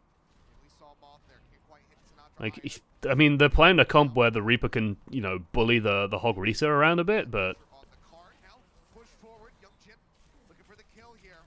Doesn't have an escape. like, Take it down. Takes Violet down with him. King continues to the best thing you can say is he was a good distraction for Ding, and I guess that's all he needs to do. Reapers are a pretty misunderstood hero in this meta. I feel like a lot of people look towards damage output. They look towards the Death Blossom, but it's all about the pressure. Okay, Rascal knows now. Yep. Lacking a bit of critical information there for a second. Didn't know that Ding was hovering above. Shock could get sandwiched here. I think they played this comp to throw San Fran off. They played a completely different style of Brig instead of Reaper versus Titans the day before. You can see how San Fran rolled out with the comp to counter the setup from the previous day. Sandwiched here. A bit of critical information there for The issue I have is, like, not much changes if you supplant a Reaper instead of the Brig here. Like, they both effectively do the same function. It's like they both create a zone of you can't be here. Like they're pressure-y heroes. They push people back because you don't want to get near the Reaper, you don't want to get near the Brig. Brig just has that little bit of extra utility, though, because she can heal people. Like that instantaneous heal. Rally is just a lot better as well than Death Blossom, especially in current meta. But it's not enough. Violet gets a 2-tap on top of the rock, and Ding will be eliminated. Not really much of a chance of a res there, and TM gets hooked through. Trehoven getting rid of that enemy sniper, and yep. That's Reaper. Where's the... And now the Shock are finally free. Much of a chance of but not enough. Violet gets a 2-tap. There we go. Rock, and Ding will be eliminated. Not really much of I love Reaper on ladder. I adore Reaper on ladder. I think he's amazing on ladder. Against pros, they're just so good at reacting to him. After what was tons of pressure coming in from the flanking Reaper, the Expecting him to run 4 tanks. and the threat of barrage, Violet gets the Makes opening sense. kill that allows them to finally push forward. And now they're no longer Even then, like, Reaper doesn't do well against quad tank either, though. As bizarre as that sounds, Reaper does really badly against stacked tanks. He just can't kill them. They have so many ways to mitigate him. He just doesn't do anything. to finally push forward. And now they're no longer at an ult deficit. They've got their own EMP. And it'd be folly for the Dragons to keep Youngjin on the Reaper here on an approach. He swaps over to the Roadhog. To me, that feels like Youngjin's got this great idea of, "All right, we're gonna play Reaper, guys," and Next fight. Recharge, they're gonna be tossed down by Cops. EMP comes out, manages to catch 5. For the kills now. this is where you're sort of watching this and you're going, "Yeah, San Fran, they're doing a lot." Picks up one. Res Like I like the Roadhog. I think the Roadhog's great. there without a Roadhog there, I can't justify that Reaper. Reaper is what I call a hitbox breaker. I mean, Reaper's also like This is a good time bank. he's very good for barrier wars, but if you're playing, For shenanigans that bought some time there. but then Roadhog's better for barrier wars, so it's like it's not even that he's good at that job. San Francisco Shock, who are now just trying to catch up and He's good at bullying solo or duo tanks, but triple tank upwards, he really falls off. win. Now that they have the inside track here on the approach angle for the San Francisco Shock, this barrage could be massive. He can kind of work to try and push people out towards the Farah and the Widow. Power here to Ding to choose how he wants to use this. This is bizarre. Like, I don't play Farah, so like I've never actually considered Farah like up here in the rafters. That's really cool. Like all this weird geometry and sightlines. He's not limited by Choyobin's positioning this time.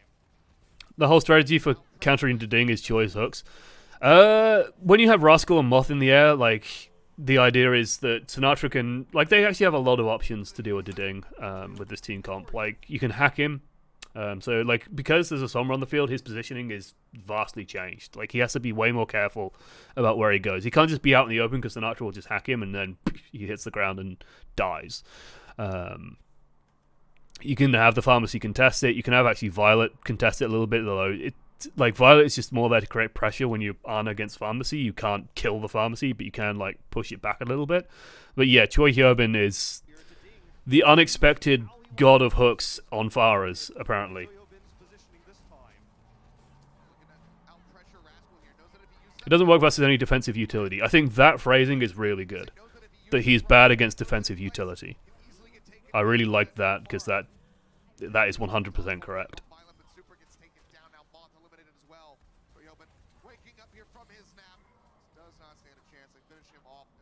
I love the Hanzo in here, by the way. Like, this is such a good bit of Hanzo map. The sightlines aren't good enough for Widow, but for Hanzo, Sonic Arrow is invaluable in here because it's such a small space. Dragon Strike just destroys people. It's insane how good it is. And, like, this is the thing with Shanghai Dragon's comp now. They have a ton of shield break because you've got Hog, Orisa, Hanzo. You can then pressure around the shield because you've got the Pharmacy just putzing around on top.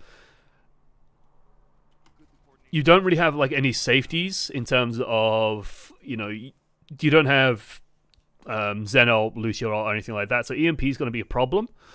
But with the comp that Sanfran are running, because they've decided to match you on the Farah and the Pharmacy, it's not like you're playing into anything that's going to just annihilate your team instantly.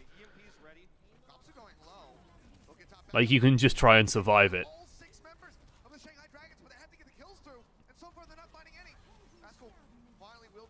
Which is kind of like, this is kind of what I was alluding to, and they do it because EMP is that good. But this team fight could have probably gone very badly, and I wish I had a third-person viewpoint to look through on it, because it's just like, they get all 6, and then it's like, kill something, kill some, no, oh, they got Deding because Deding got stuck due to where he was hacked. He was sort of isolated completely, and then, oh no, oh, it's gone wrong. Oh, they do get Gamsu, and they do get a sleep dart onto DM, which is beautifully done. Good job, Violet. But they've res Gamsu. Oh, it's like there's no big meaty whack. Why aren't you in the replay viewer? Because it's not on the replay viewer yet.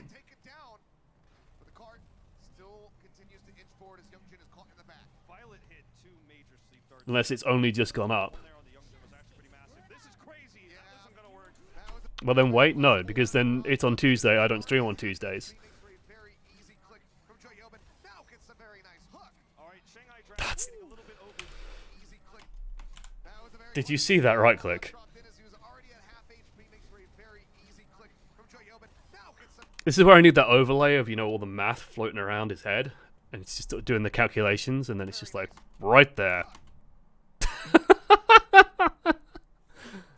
Oh, man.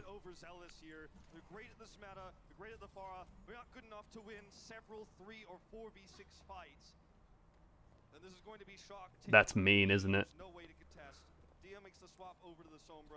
Choi Hyobin putting the team on his back.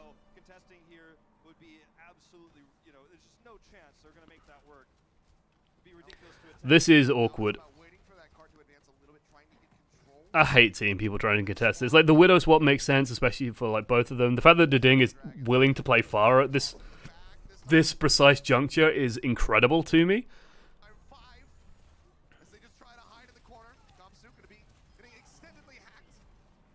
Like, what does Deding do at this precise moment? Where is he? He's playing in the little tower where Choi Hyobin's now gone to occupy. Yeah, and he's just gonna get the hell out. Like, you can't play Pharah here. You've got to just wait. You gotta just wait for it. Oh, yeah. Like, what are you expecting, son? Look at these sight lines. You can't fly up there. You got 2 snipers. Oh no, Rascal's actually gone back to Pharah. When you get to the fort, then you can play Pharah a little bit. Then it's okay, because then you got walls and choke points and vertical protection.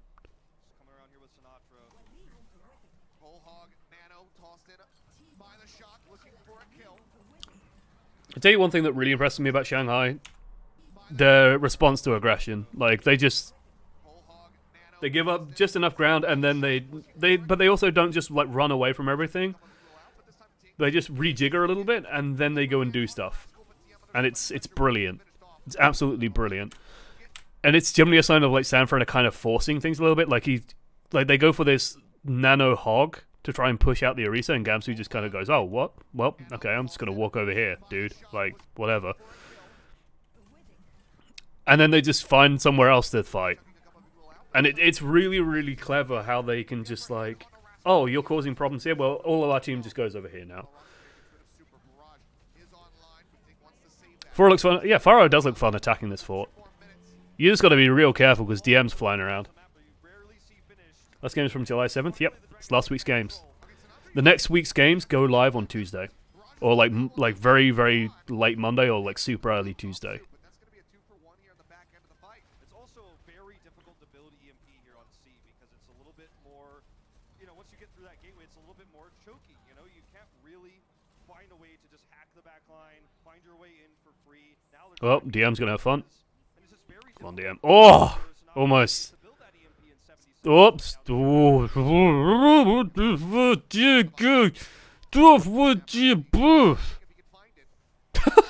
What? What? Youngjin? He hooked him. He must. Yeah, she got hooked, and he ults to get rid of her. Oh, that's so cool. And I imagine he's just gonna dink into the ocean so they can't res it. Oh, God, I want to imagine Choi Hyobin and Youngjin. They had a bro 5. Right? They were just like, yeah, high five, man. Oh, awesome. Thanks so much, dude. Thanks for bringing me here. Hi, Moth. Good to see you, friend. Hello. Friend. Ah, perfect. Good tag team there by the 2 Roadhogs. 2 Roadhogs, 1 Mercy. I've seen that film. No, I haven't. What am I doing? What am I saying? Having an existential crisis now at this point. How is Deding? Why is Rascal playing Tracer?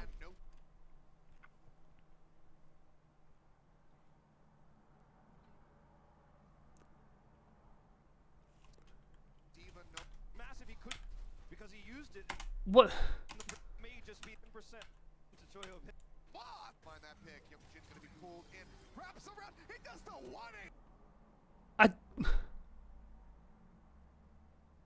What? This is why he got kicked from Spitfire. I'm legitimately not joking. This is why he was removed, pretty much. Because he just like Rascal is known for wacky picks, right? He got famous for like picking Mei at really weird points and playing like slightly off meta heroes and being good enough with them to sort of justify it. The problem is when the enemy team is funneling all of their resources into a Pharah, and you're playing in one of the areas with the most open skyboxes in the game, and the enemy team is pressuring you down, you need something to pressure back. You need something to push the Pharah away. And I think Ding, like, someone presses tab at this precise second and they go, oh, the only thing that can actually counter Ding here is either a hack from Sinatra or a hook from Choi Hyobin. And Ding is just flying, like, he's gone full Daedalus on us. He is flying so close to the sun, but he's fine. His wings ain't melting because he knows just the right height to be at as well. And he's just doing whatever the shit he wants. And the hard part here is, well, you either... Okay, Sinatra does get DM. That is a big grace period here, because my god, they need that. Because otherwise you're trying to evade a Pharah? Oh my god, Violet. You king. Lol. Lol. Lol.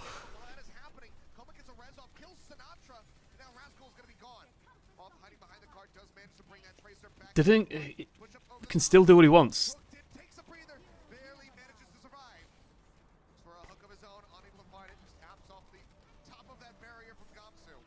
It's like... You can't just give Ding this ground. Your counter to Pharmacy cannot be Valkyrie.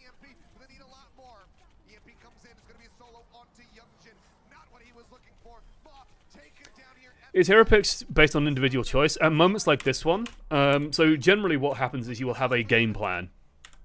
So, you know, during scrims you will practice and you'll say, okay, well, during this point we play this. If they play this, we'll change to this. You generally have like a comp, and then you have like you can modulate the comp as needed, and try and go from there, right? The issue is when you get to moments like this one, okay, where it's like it's getting down to the last minute. People are still fighting this fight, and Rascal probably goes, I need to get back to this fight really quickly, or be ready to contest, or like cover this ground super quickly. What can I do to do that? I'll play Tracer.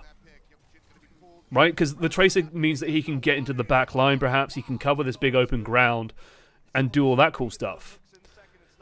But what it also means is that, well, Moth has just lost all value, because, like, does Mercy really give a huge amount of value to Hog Risa? She doesn't really do much for Tracer Sombra. With Hog Risa, you probably want either like a Lucio with the Ana to like speed them around and keep the Ana alive. You want, you know, maybe a Zen so they can kill the enemy Hog Risa fast, so you got extra damage, you can sort of blow up the enemy tanks. There's so many different things. Like Mercy, you know, you can res Roadhog and that's a huge res, or you can res the Aretha and that's a big value res, but that's kind of it. The value just is diminished.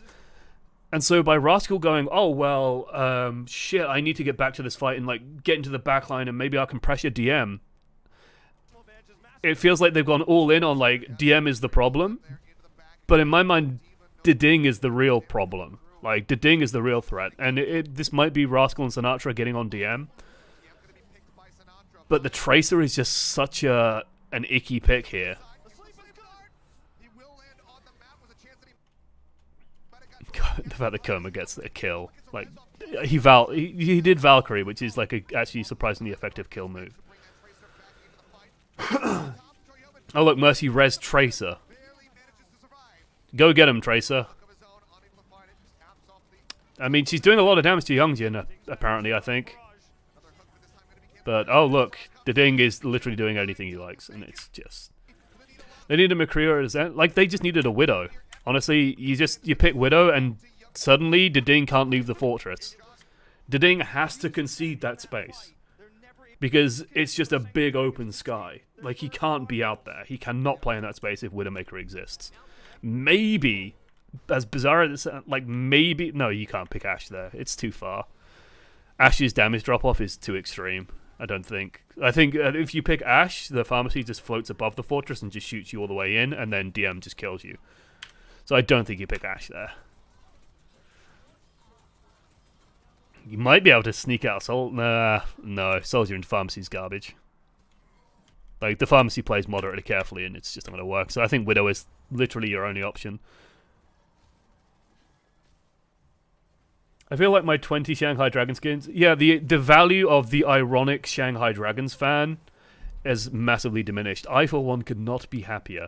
You know what really tilted me? You know what absolutely, like, made me livid? Was like, oh, let's have Shanghai Dragons week. Let's see if they can break the losing streak all last season. I hated that. Can we not celebrate a team for being shit? You know, can we not, like... Ugh. What happens if you're hot? No, yeah, the fire is, like, fixed in position, so she just explodes. Wow, I did not... Hold the presses. This is very irresponsible. What a lovingly rendered pigeon. Oh, cool, they got this.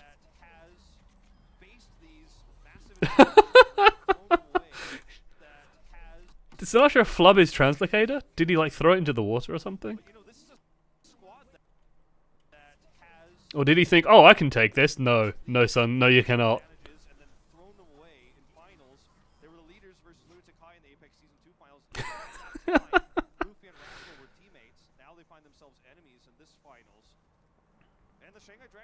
I love the Hanzo here. I adore the Hanzo here. Especially, like, if they want to play this shit, oh, the Hanzo's so good. The Doomfist I'm less keen on, but... I like the Hanzo because if they want to just play around in here and you have a Hanzo, like, you're just waiting for Dragon Strike. And that's it, that's game. So yeah, Shanghai just, like, San Francisco Shock strategy is, it's almost like what they were doing, was it Valiant that did it with a Mei? On this point, where they had like a Mei wall blocking it and just were like pissing around out here, blocking it with the Mei. I want to say that was Valiant. And, like, that was really cool. That was really effective. I really liked that. But instead they're doing it without a main, and they're just sort of all sitting in there with... and hoping that they can contest with the Rhine barrier? It's like, the payload's rolling, guys. Like, you gotta put your nose out to contest it. And every single time they do, that's building ult charge. Youngjin, 66%. And you got nowhere to go when you're in there. You got nowhere to go. So yeah, the fact that, like, Deding has to... not Deding. It's because Akasa said it in. Because Super has to, like, poke his nose out. And then, yeah, Immortality Field is just... like, this is why I don't like Baptiste. I think that people overvalue Immortality Field. It feels like the period of time when Immortality Field was a good ability has sort of passed. Or where it was as good as people think it is, has passed. It is a very good ability when you want to save someone who is, like, cornered. Or when you want to stop, like, damage for a split second. When you want to counter Junkrat tires. Widow duels. I actually think it's very underrated for Widow duels. It's, like, it has power and it's a very strong ability. But to think that, oh, we're going to be fine in this small room because Immortality Field will keep us alive, and then Doomfist just comes in and punches Zenyatta, and Zenyatta goes, woo! And then gets launched out of it and dies. Like, what do you expect?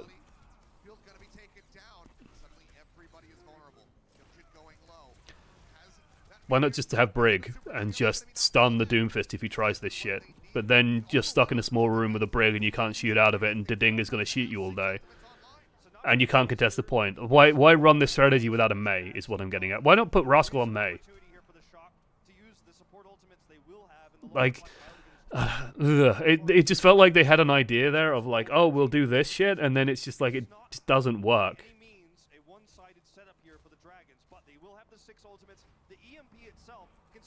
About pocketing, yeah, like, if you, I want to see a Widow meta, because I want to see what effect Baptiste has on it, because I think he could really influence it. They know now. Like, oh, they got it. Everyone's super low.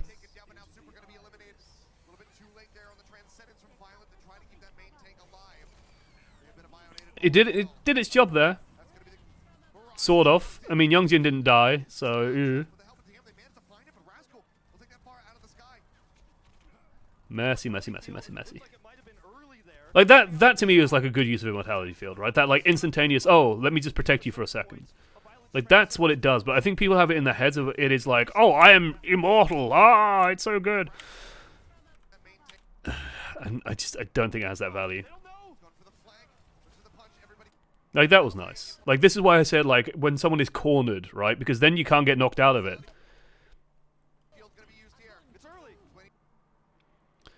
And then DM gets everyone with EMP, but he doesn't get the field, which, you know, it's a shame. Doesn't get Violet either. But Youngjin could have just left with that as well. What was that res? He should not get away with it. I mean, the issue here is that San Fran don't do that much damage, especially to a Valking Mercy. Like, Rascal is the only one shooting him. Alas, Rascal does not do that much damage. Almost the complete anti-synergy.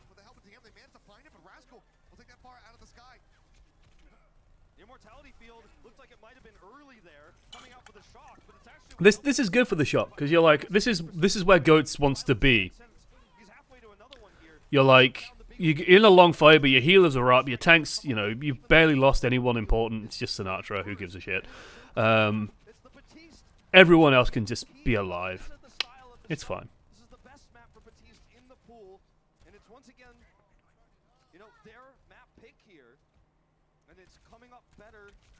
Don't know why Sinatra is still on this Tracer. That's going to make it a lot easier for them to shut down this next push. The EMP here, no support ultimates to counter it. That's the Shanghai Dragons' MO here on the approach. Like, DM is going to EMP. Ooh, he's fishing for ults. Sabielby, take notes.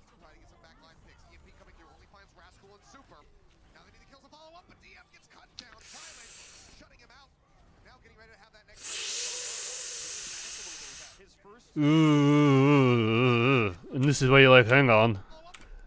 Hang on. DM, you okay there, buddy? Like, that's a fish to me. That's like, hey. But then he stayed in stealth, so...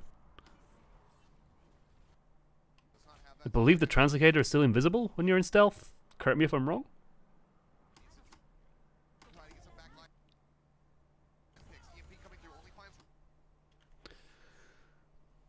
Yeah. You're wrong. The thrown. You can't see the thrown projectile of the Translocator, can you? You can see it when it lands, but you can't see it being thrown. Maybe I am completely wrong.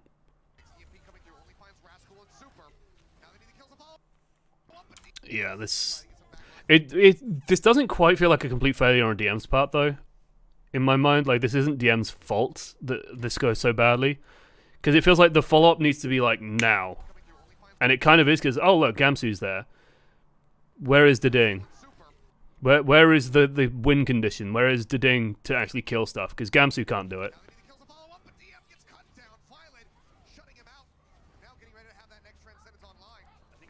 And it looks like Deding's being pushed out by Choi Hyobin. He waited for the second one, and the second one there just, sure, it lands, and he felt like that's my moment. They keep destroying my translocators. I better make this one count. The shock had already... Like, you aren't killing this team comp with anything less than, like, direct hits from Farah.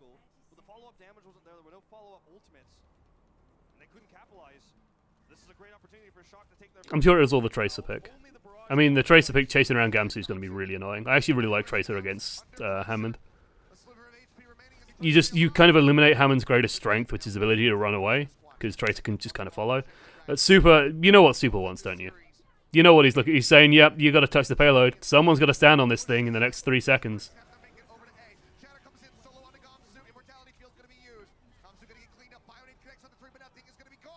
Kind of gross. Like this defensive point for San Fran was really nice, but it just feels like Shanghai failed to execute on their win conditions.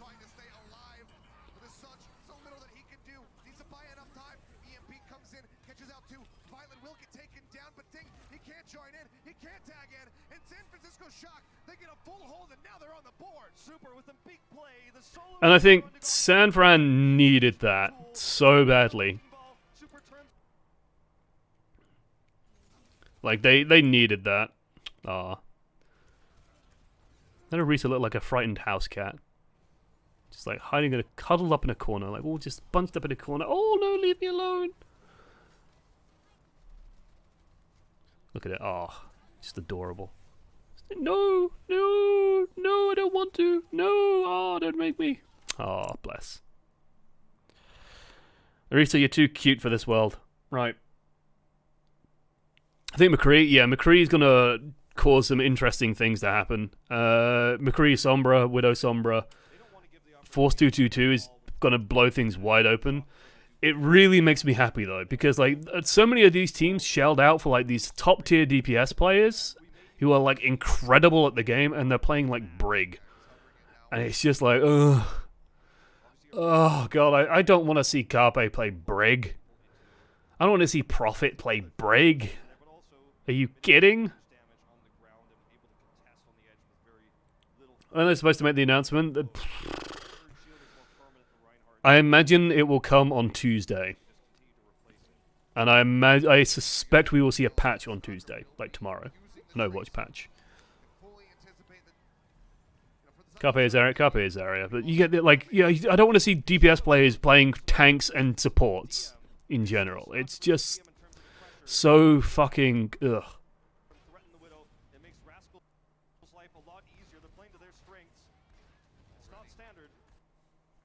This is where I was really worried for San Fran, because I was like, yeah, this kind of worked on Oasis, but you're still lost, and it's like you're trying to play Shanghai at their own game. Do you really want to contest the ding in the air with like a traitor as well? Like this is literally the difference, right? Like the ding can fly around up here because he knows no one's gonna blow his head off. Guess what? You can't do this because, oh, I'm focusing on this way. Oh, look, DM just blew your head off. What do you think the 222 meta will be? A lot of Sombra, probably a lot of Widow, probably a good bit of McCree as well.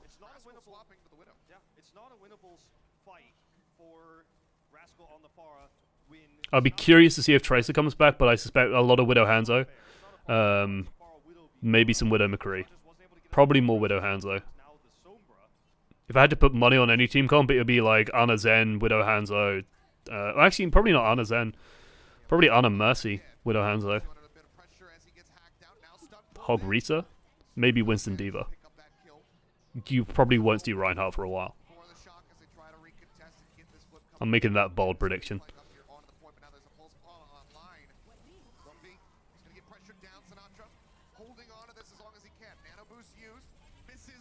That does all of 2 damage. Oh, he's found DM. Up. Got it. Still 50% by the way for Shanghai Dragons because they could take so much ground. Oh, come on. Come on, Young Jin. Come on. You're better than that, son.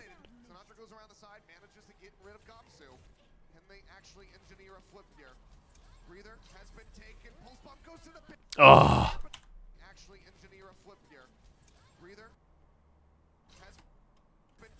I think he hit the barrier.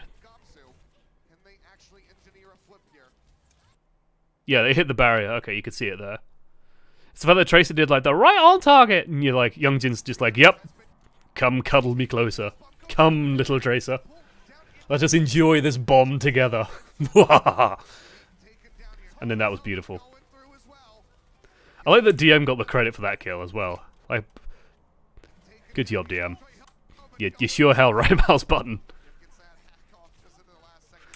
The Sinatra walk-off. Oh yeah, is this when Sinatra blinked back? Yeah. 150k, boys.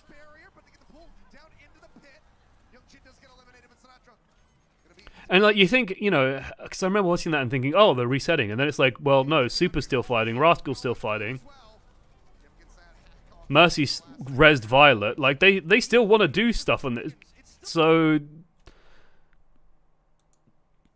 what? Just kind of deserved, to be honest.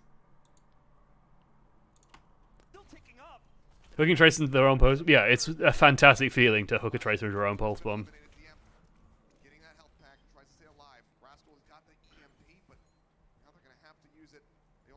Hey! We got a Sombra, we got a Widow.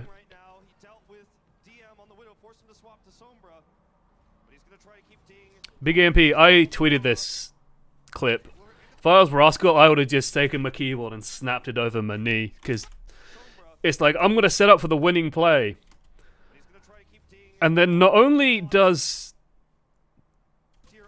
Youngjin miss his hook on the Mercy, he hits the invisible Sombra. And kills her with EMP, and you're just like, we needed that. We needed that to win this fight. That was what was going to win us this fight. And everyone in Shanghai goes, "Yep, we're winning. We're winning now." And the thing that would tilt me is it's because Youngjin missed the Mercy in a hog halt, he got Sombra. Because he fucked up an easy thing to do, he got Sombra. And it's like those moments where there's like a Widowmaker dueling a Hanzo, and then like you run around a corner and the Widowmaker misses the Hanzo and kills you. And you're just like, because you fucked up, I've been punished. Sombra, yeah, the Sombra wasn't hit by the halt. Sombra was invisible, not hit by the halt, was just trying to run around the corner. Like, it's not a good corner for the Sombra to run around in the first place, but fine, whatever. Oh, God.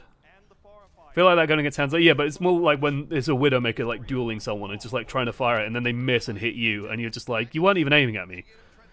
And you know that the Widow's on the other side going, just as planned. Haha, I'm so good. This is a common thing, right? We've seen this before. Lighthouse, quad tank, Moira. Like, I love this choice to go freaking quad tank here. Perfect. Twitch is having issues for me right now. Twitch, you okay, son? Lad? Twitch? Give me a moment. Twitch, please.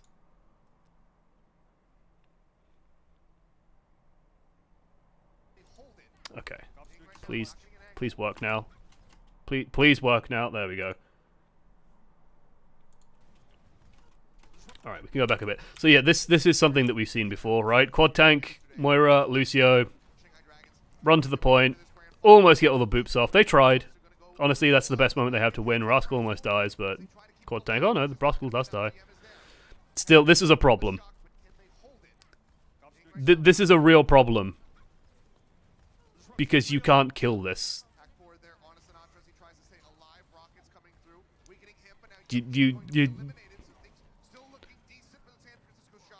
And then I think, is this Gamsu's tragic moment, or does that come later?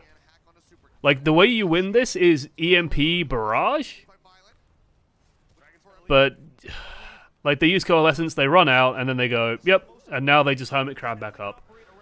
And this is why Goats kind of existed, right? Yeah, this. Cool ult, bro. Did you miss it? Like, it's a real good use of the swing, and then he ults here.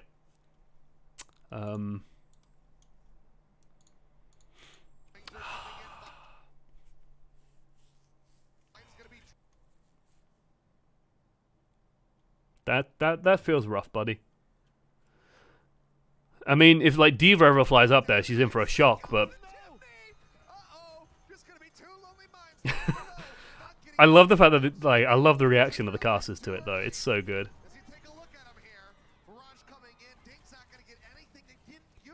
Like, they barrage Nano in like sheer panic without using the EMP, and then even if you EMP this,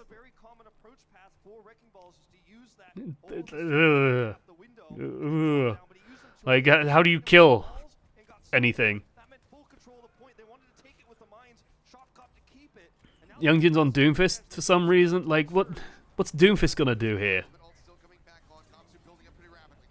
He's gonna punch Moth to death. That works. I'm just going to eat my words. What the Christ? So Youngjin's job here is, oh, let's go find Moth, I guess. I think Moth was just hiding on the roof and just got nailed by Ding and Youngjin, if I had to guess.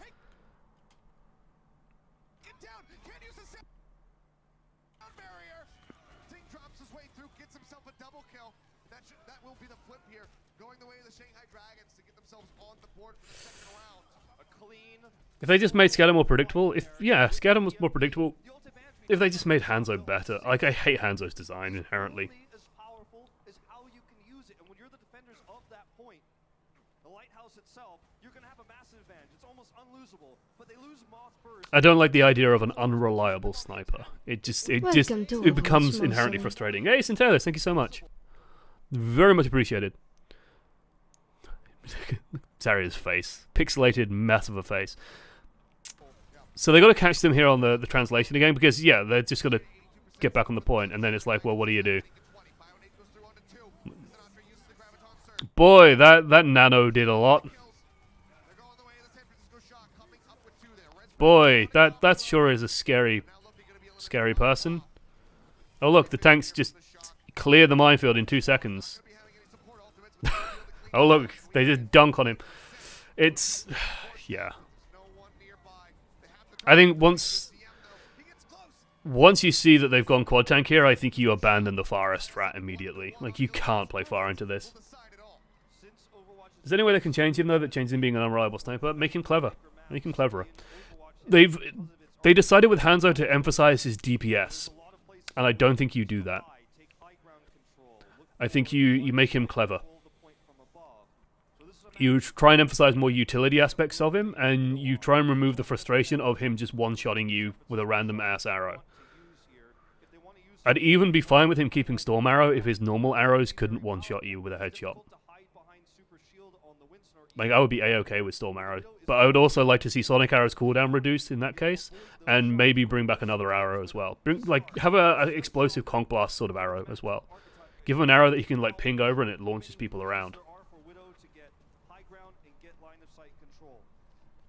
Or give him, like, a sticky arrow. You know, arrow that leaves a sticky area or something.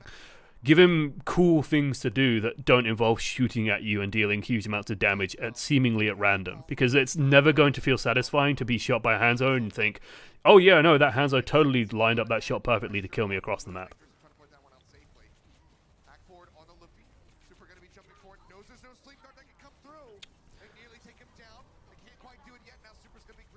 So this is like a change of focus. And like Shanghai did a really good job here. Behold the power of the Brigitte. Also, behold that San Fran don't have a Zen. The San Fran are expecting DPS comps, and like this is where Shanghai start doing some really weird and cool stuff, in my opinion.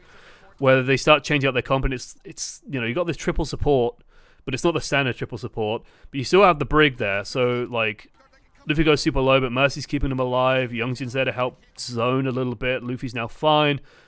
Now they got the anti-nade, and now they can sort of spring back with this aggression. But Joy Hyobin's still carrying a team, so that's nice. Unfortunately, one team has a Mercy, the other team doesn't, and that's a problem. I'm actually curious to know where that Pharah died. It looks like, okay, you just catch a glance of it. It is just here. She's like over here. You can see.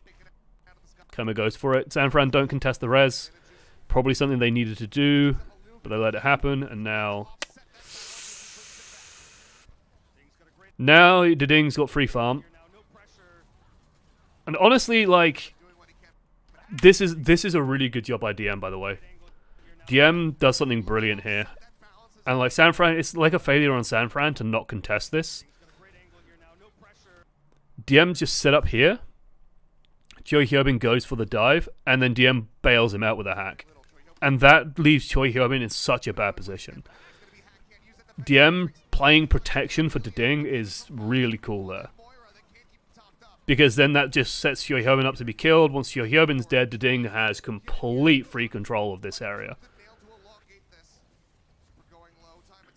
Like, there is nothing you can really do here. Like, they're throwing ults at it, but... Okay, Rascal gets Coma.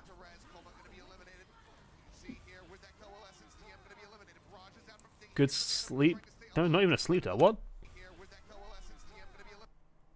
Hacked. Okay. Like, that hack is just about all that keeps them going in this. And I mean, this is tournament point. Right, it's 1-1, and they finally get it. And they do get it. They have to use EMP to do it. And I think the scary thing, if you're Shanghai at this point, is yes, Diding used Barrage, perhaps a little bit greedily. Like, I don't think they needed the Barrage to win that. I think if Diding just kept hammering them down, they'd probably win. But they have an EMP coming. Sinatra's about to lap DM in terms of that EMP bill. He's at 90% of 100. DM hasn't got to use his yet. There's no barrage to pair with this, and Moth has the sound barrier. This is essentially an unlosable fight for the Shock. This is an unlosable fight for the Shock. Those are interesting words. Okay, got the sound barrier. Counter EMP.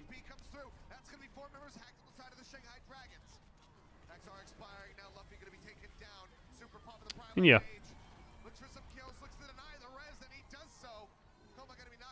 I love the choice of words of an unlosable fight for the Shock. Unlosable. I don't know, man. I've seen some pretty bad losses. Caster's Curse, I mean, we're going to see a very strong winnable situation get thrown in this very map. Literally hurts to watch. Okay, Violet can deal with Coma because he has Coalescence. Gamsu's going to have a really tough time. You would have to imagine very likely going to be shut down by Choyobin, barring a mistake in terms of positioning. And look at how the Shock are standing here. They're all behind Choyobin. You want to barrage us, you're going to have to... So yeah, they're all playing out of line of sight. They're all playing very carefully. They know there's the threat of the barrage, so Diding's got to play it very carefully. Again, so it feels like Shock had a call to like try and focus Coma down because Violet uses his ult. And he centers it on Coma. Chui Hyobin also goes on Coma, but again you see that defensive hack. And now this is scary because now, well, this means Shanghai can take all this ground. They can take this space. They use the rally for safety. And they still get Rascal, they still get Super, and slowly but surely, they win out this fight. I believe they win this one. Killing Moira as Pharah seems so annoying. It seems impossible. Alright, so this fight here for the Dragons, they've got two choices. They could try to use Gamsu at the front line to hold on to things, to defend Sinatra's EMP and counter EMP afterwards, or they can chase and go for spawn. They could take the fight off the... Honestly, like, Shanghai Dragons, I don't think, like, the scary thing for Shanghai here is that they don't have any great safeties to deal with EMP. Like, they have to just play spread out and not get everyone caught. They do have Bongo to help kill, but the weakness of Bongo, like, we've seen Bongo be very powerful on Horizon, for example, but that's because on Horizon you have to move through all these open spaces, right? You have to go through all these open areas. On Ruins, yeah, you just go this way, and there is basically no opportunity for the enemy to shoot at you. You can't just Bongo and, like, smash in damage.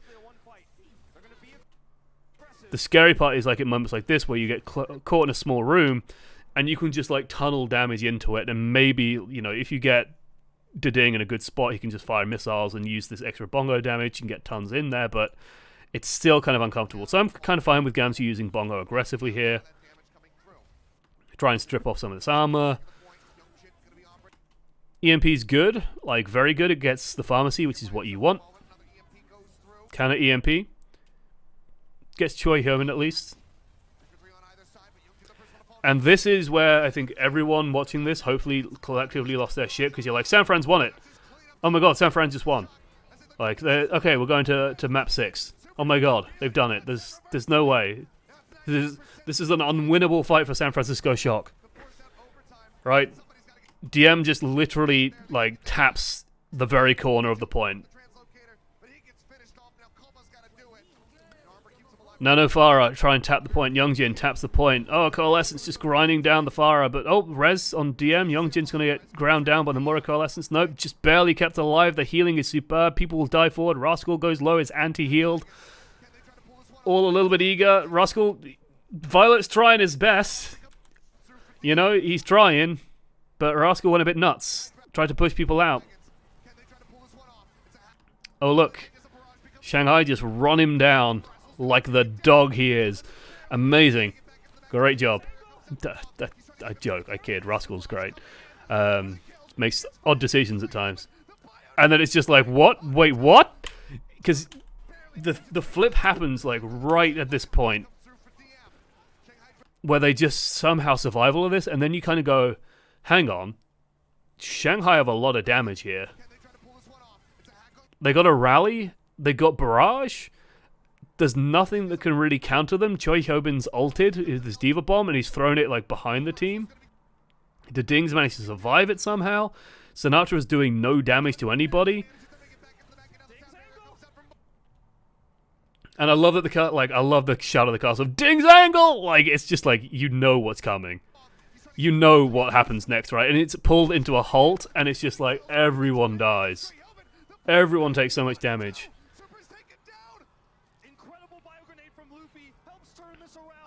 Perfect.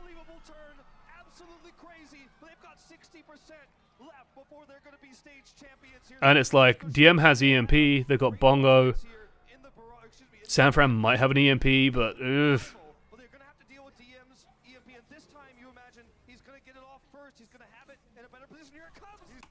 And you're like, okay, you're initiating into this small room.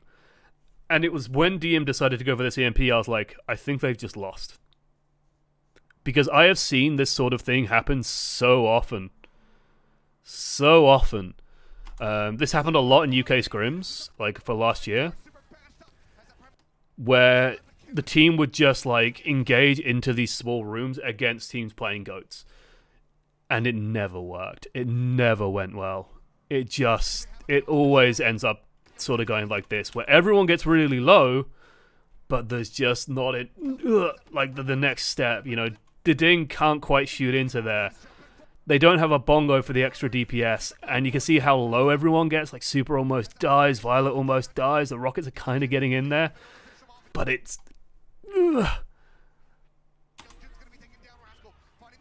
And yeah, I don't think you don't run into that.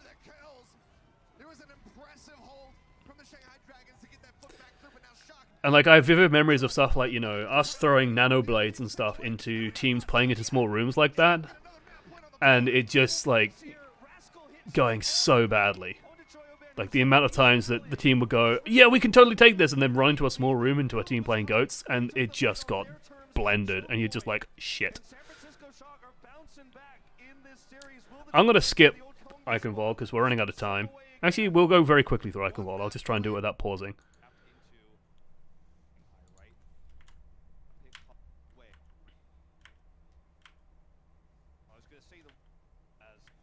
I think Josh Wilkinson mentioned that Shanghai's record on Iconvolt is kind of garbage.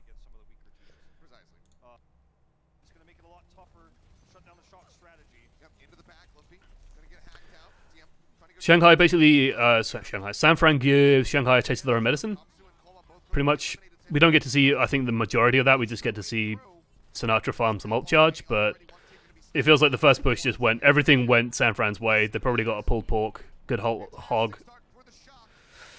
And yeah, they just take the point straight away.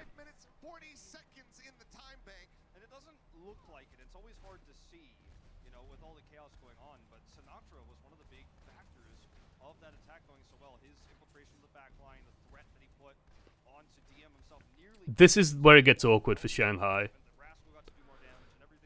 because they're behind an ult charge, so the enemy team is going to be snowballing. Normally you'd see teams try and contest at this choke point, which they're kind of trying to do. Oh, nice. But I'd say what's happened that's really nice is Rascal's actually managed to take control of the area out here. So Rascal, it feels like Rascal is in control of this area, right? So you can't just like pile in here, because Rascal's probably going to just destroy you. But they want to do something, so let's go do something. Okay, Diding's taking it back at the very least. EMP feels a little bit greedy, like, this could be more efficient, you know? Like, they use everything to do this. If you're Shanghai, like, it feels like Sanfran overreacted here. Almost. If you got that, good lord. Because for Shanghai, you're just kind of like, oh, well, they used EMP, Barrage, Bongo, Whole Hog. We got everything. We're okay. We're okay here. The hard part here is like pushing out again into the pharmacy, especially when you don't have a Widow or anything to contest it super well. And they've actually done a pretty good job of just getting out. EMP gets 4. Very nice. Youngjin whole hogged here, and I kind of don't like it. Like, I think he wanted to just try and push people off, but it just leaves him super vulnerable. Rough.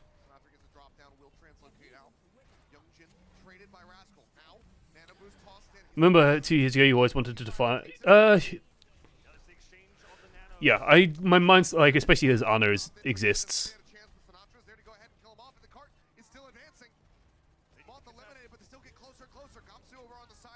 Like, Nano should be enough. I do love Valk Blade still. Valk Blade makes me happy. Makes me warm and fuzzy. I feel like Whole Hog rivals Barrage making you vulnerable. Yeah, well, it's just because Hog is dependent on Take a Breather. Like, he relies on that ability. I actually really like this change out of Shock to like move away from the pharmacy, especially as you move into third. You want to be on goats,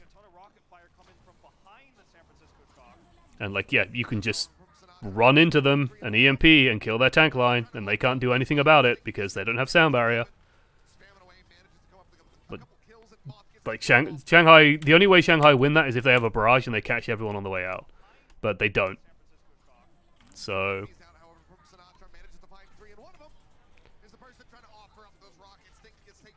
very clever swap out of San Fran.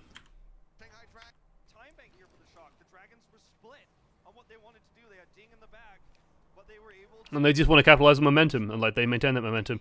I'm genuinely surprised Super is staying on the Winstonio here. I'd love to see him swap to the Rhine a bit earlier, perhaps, but sure. Like, I don't think Primal Rage is that worth holding on for. And this is where I agree with Mr. One Nipple Man. He's been mentioning that DM Sombra does not look great, and I kind of agree with you. Like, it's passable, but he's definitely not like a savant, a gifted Sombra. The EMP timings just feel like imprecise. They're kind of coming out predictably, but not at great moments, and it could be better, which is gonna kind of be important because I don't think Sombra is going away.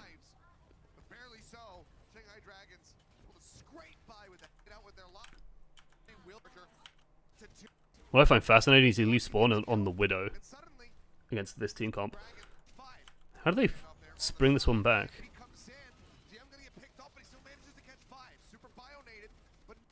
Okay, Sanfro fall back, wait for EMP to run out. Bongo. Bongo is so good for counter engage. That anti as well causes so many problems. They're still winning, Slowed down the engage a little bit, but Nano, Barrage. Okay. Nano, Barrage, Whole Hog. Okay, they used everything. That's how they won the fight. They pressed Q a lot, guys. They pressed Q a whole bunch, and then they took a lot of ground. Super still on the Winston.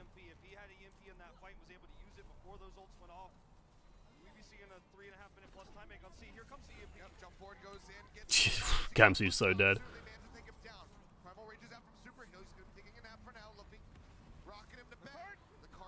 I think he's an amazing player. Oh yeah, his Widow is incredible. Like, Sombra is a very weird hero to play as well. Like, Sombra does not rely on the same skill set as other DPS. You know, people are like, oh, I want the Tracer on the Sombra, but like, Tracer players, I've seen a few of them, and like, they don't generally have the greatest communication. Tracer players tend to be very independent. Sombras need to be very linked with the team. So it doesn't always translate super well.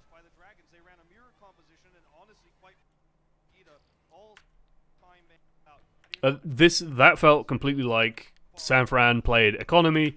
They constantly knew when they had advantage, they leveraged it, and they had a really good first push somehow that we didn't get to see any details of that annoy me a lot. That annoys me. Who do you think is the best Sombra in the league?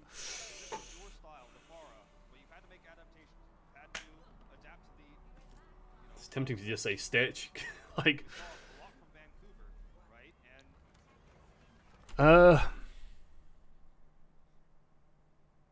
Soccer winning this mirror. They've created a mirror matchup that's favored for them. It's not how this. Hard to say. I think like DM is really good at moments where he's just playing like a defensive Sombra. I think when he has to go on the offense, he's got problems. But when he's just playing to like support the ding with hacks, that's when he like starts to shine. He just has a good mentality on doing that. Just trying to contest him, but at the same time, Gamsu going to be taken down. Suddenly, Dragons a bit too far forward behind enemy lines, have to go ahead and peel back towards the spawn. Oh, That's rough. I mean, halt hook seems like an easy thing to coordinate and to hit, but it's a lot more complicated. Oh, my stomach's grumbling. Oh, airborne hacks. He's going for it. Sinatra wants him. Hola. Things happen, these combos. Grab Luffy there. Another one. Yep. Choi Hyobin, super, playing fantastic. same combo. Choi Hyobin's just incredible all series long. Side of the defense. Like, if you had to give MVP on San Fran to anyone, it'll be Choi Hyobin. Dragons, they have to try to inch their way forward. And so far have just been Also, can I just rant for a second? I don't know why I'm asking permission, because I will. applying a bit of pressure, but Nothing is more tilting than Americans trying to chant. impactful on the side of the defense.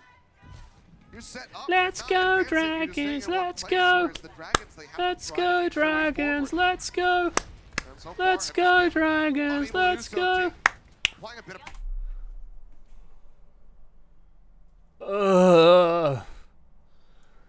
Oh, God.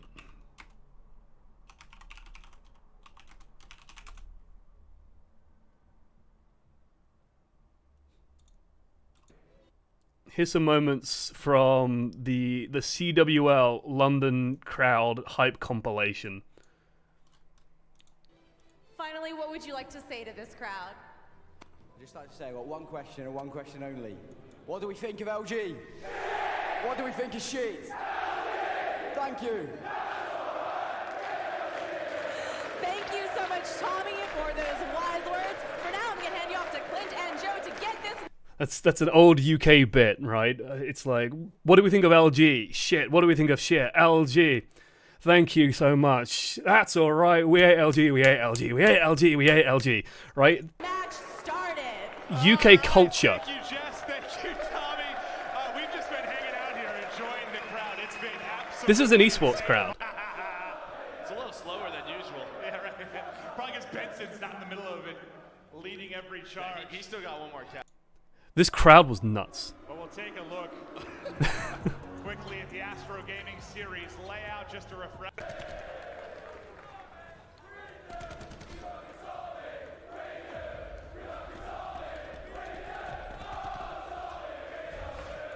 These are all pretty standard chants, right? These are pretty standard chants. Benson, I hope you're out there. Start. And fire it loose. He's got to connect. The flight checker come through. Kenny slides on in with a double. Kenny slides on in with a triple. And may have just saved the But at day. least it's not, let's go, LG, let's go.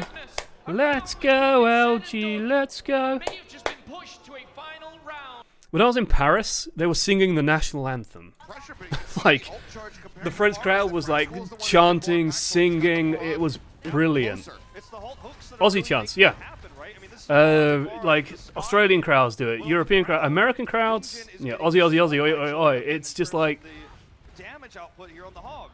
They finally made American the crowds final round. don't know how to chant. By Luffy, Rascal, as well They as just the don't other know how side. to do it. Finally, the Shanghai Dragons And it start just, pushing forward. oh god, it always feels so weak when they do. When it's just, let's go, baby, let's go. It makes me want to vomit. In that timing, they'll get a bump up, but they have to have a very strong second phase of Icon Vault. They want to come close to that 3-minute mark. Now notice where the Dragons are coming out to stand. Can't right chat when now. it's too, They're well, not you're certainly allowing free. San Francisco Shock to get position How on much the is true mark. for an A? They pay for it actually. It's a trade. Let us sing in French, yes. But Youngjan's way overextended too. Gets the kill on the Violet. Takes a breather and will. Very risky what they Well, did. never mind. Gets hooked in. But they don't get the control of the archway, right? The Yeah. Shock don't get what they wanted. They're approaching it now. And you know what? I may have misspoke because they've got control of it now. You know, the res came through, but they weren't able to take back this high ground. And look at what we have here. Six ult Six ultimates about to be available on both with sides. DPS. Apparently, okay, I'm scouring YouTube now for like more interesting stuff. is true. Team UK is coming in with confidence, but they have Listen to that crowd. follow up against the hosting country. They are in enemy territory. It is redundant to ask it. Singing Dans le Bleu. Make some noise for Team France. This crowd was insane. A team with high caliber, tried and tested players. This is their stomping ground. And Malik, they have every intention of taking this race very literal. Listen to that chant. Sorry, I don't think we could have had a better match to end this group stage. I don't think there could have been anything. Let's just take a moment. Let's just take a moment. Let's have Like, look at the UK team. They're just like sitting in front of this crowd and just What an amazing singing at full belt. So much energy in this room. so much energy. Well, I don't know about you, but I'm ready to see these boys do battle. Italy. They've got a lot of opportunities here to cause some upset, and that's exactly what teams like Italy and the rest have been doing, is upsetting these larger teams with surprising tactics. And look at the pride of the French fans. They are Like- singing the national anthem in support of their team and their country. You can see how much It's this event crazy. means to them. It was It's so absolutely important crazy. to And see like the French crowd were just on their home non-stop. soil. Like they were non-stop. They develop both teams rolling out initially, it seems, with a very tank-heavy setup. The crowd are with them. They're working. It was just brilliant. Like, please go to France. Please go to the UK, Blizzard. Get out of America. Trying to survive. He pops the whole hog with a Bionade. Ensures Get his out of lives. America. Take him out. Res will be there. That's one fewer ultimates here for the side of the Shanghai Dragons as they try to make their way out. Another Bionade connects in onto Gamsu. Youngjin going to be taking a nap as he gets pulled through. I think it was the same when they had an event in Brazil. Like, Brazil was crazy. I think the Thai were crazy as well. It's just America, because America has no sports culture. DM with the EMP there that saves Luke. That's overly... America has a sports culture, but it's like so sanitized compared to everywhere else. It's so like overly... Ugh. God, sorry. Korea has a very different culture towards how stuff work. Yeah, leap comes in from Super. Gonna be knocked down to about I think even Canada would be better. stay alive. Violet gonna be taken down. And they get the pop here on the tree. Like, I take that Paris example. I know I've gone completely off topic now, but take that Paris example. Hack wears off. Hook gonna Because breather to stay alive. when you go to BlizzCon and you see, like, the USA play, the French sing Dans le Bleu, they sing the national anthem, they sing all these different things. They have, like, a legion of football chants. This was off the back of, like, the World Cup, the Football World Cup that they just won. The French were ready for this. And then you go to America and, like, the American team are playing and they go, USA, USA, USA, USA. And that's it. That's all they got. Match up for the moment. 0.81 meters left. They got nothing else. Bank comes in for some shock. They just want to drain this down as much as they possibly can. That's all they do. And let's go, boo, let's go. In the time make for Shanghai Dragons. So Have some thunder sticks and make noise with those, because we can put sponsors on them and give them to everybody. Don't cheer, don't clap, just hit the thunder stick. Hit inflatable. I hate thunder sticks. I loathe thunder sticks with a passion. You get given them at every event and they just take up space and they just are awkward and a nightmare. God, I hate thunder sticks. Yeah, this is a problem for Shanghai. I know I've skipped most of Icon, well, we're running out of time. I can't afford to leave.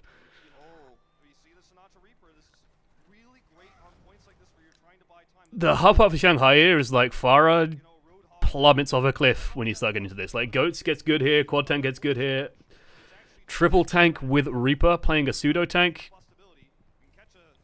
might get good here. That was a spicy teleport. gonna be taken down. Violet Oh look, as that nano hog comes in from Youngjin. Burns down Super. Did not stand a chance when Sinatra is hacked out. imagine if he had a Zarya instead. Wouldn't that be cool? That Wraith Walk can't teleport into anything. But where's my tuba? Where's my tuba? Control H, tuba. I need my tuba for Reaper. We need more tuba moments for Reaper. There we go. Okay. Just let's... It's actually just about the threat. You have tank possibility. You catch a Sombra, you're lucky. But it's about just flanking from behind with this. CP right up into the front. They're gonna be taken down. I just want you to draw your eyes to something. Watch Gamsu's hit point bar. Watch Gamsu's health bar. Look at it not move after he hits Fortify. Look at all that juicy not damage happening.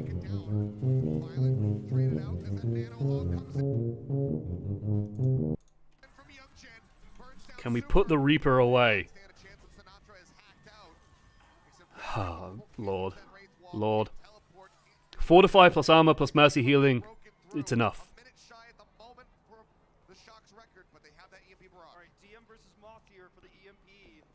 As you say, the EMP barrage can be everything. But if Like they had to use Nano Whole Hog to get through that. here's the supercharger for the damage output boost. Toss into the back, super. Whoa. Speaking of which, Oop. That's everyone. the EMP, it connects onto Lucio. Barrage and instantly melts down two. Forcon now Moth killed off Troy Hillman, trying desperately to use that self-destruct. But it's not gonna matter. Boy, that Reaper was good. Really important to make out on the side of Right, very quickly. For the shock, 3 minutes even. Shanghai Dragons, minute 29 and already starting to Shanghai had a rough time on the first point. somewhere nearby. Looks in for the hack. Finally gonna be hacked out. Goes low. It's a lot less of a rough time. It's a very good start. Remaining. He does make it out. Does get the res. Rascal's almost dead. Can't kill him. Resing violence back into the fight.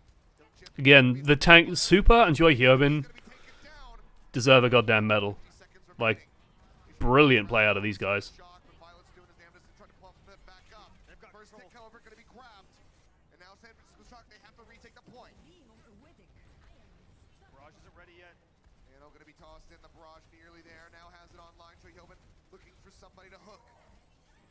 Thing holds this. Oh, Even though the damage and yeah, Joy Hyobin just carrying. Good God, what a king.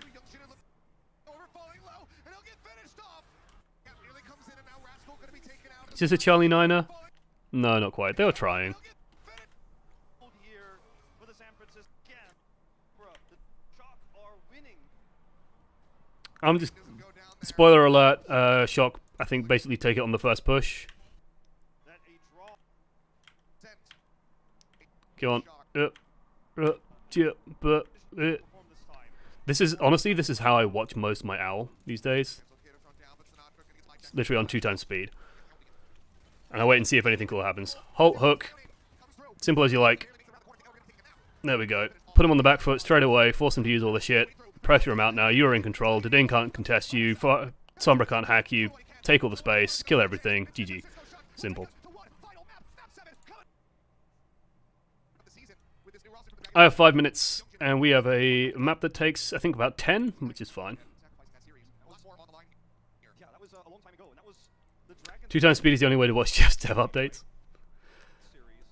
Dorado is a map that I still love from a competitive context. I absolutely love Dorado. Because it is so built around sight lines and like controlling angles and controlling different areas. And so you get this really cool ebb and flow of the map as people, like, you have Widows and Varas and McCrees and all this stuff, and now Sombras, like, trying to, like, peek and find little spaces. And this is where Shanghai excel. It is no shock to me to see them go to Dorado here, because same setup as they've always gone for. You have Ding pressure from one side, you have DM, generally who's more with the team, pressure from another angle. This is how they like playing. Sanfran running the Moira still, which makes me very happy. I think Sinatra had to abandon because of a Venom Mine. Good line of sight here. Either way, he had to abandon. They got to deal with the Ding, just like pressuring them out. Very lucky to get out there from the Ding, but manages. Like, this is still pretty good motion from Sanfran, but they've done enough, right? This is all you need, and now that you split off, well, they don't have a Diva anymore, and you can just, like, throw rockets in here. You're going to get another barrage pretty quickly. It's pretty much an unwinnable fight.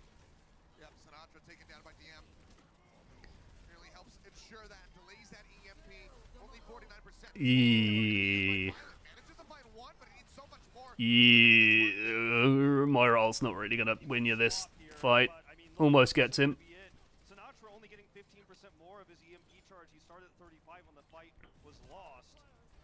DM almost has another ult. Gonna stick with this. It does build quickly, mind you, so not a super over egregious. Sure needed to give this fight 70 seconds ago. Yeah.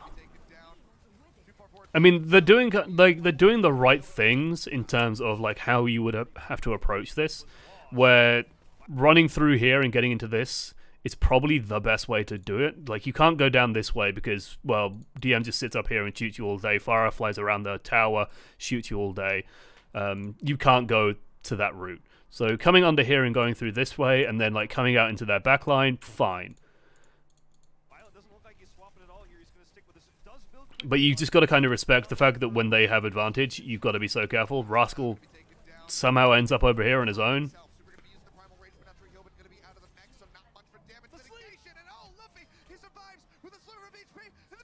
Did they nano DM? They have nano DM. I think this was done by Luffy just because he knows that he's getting dove on. Oh no, I think he... No. Was that a whiff? Or was it to save DM? I wish I had Luffy's point of view. I imagine that was to save DM. Because he basically fires it this way, so it could either be that he was trying to nano Youngjin, or because DM was on half hit points and had the Winston following him, that nanoing him protects him from the Winston. Which is... Either choice is like really fine and clever.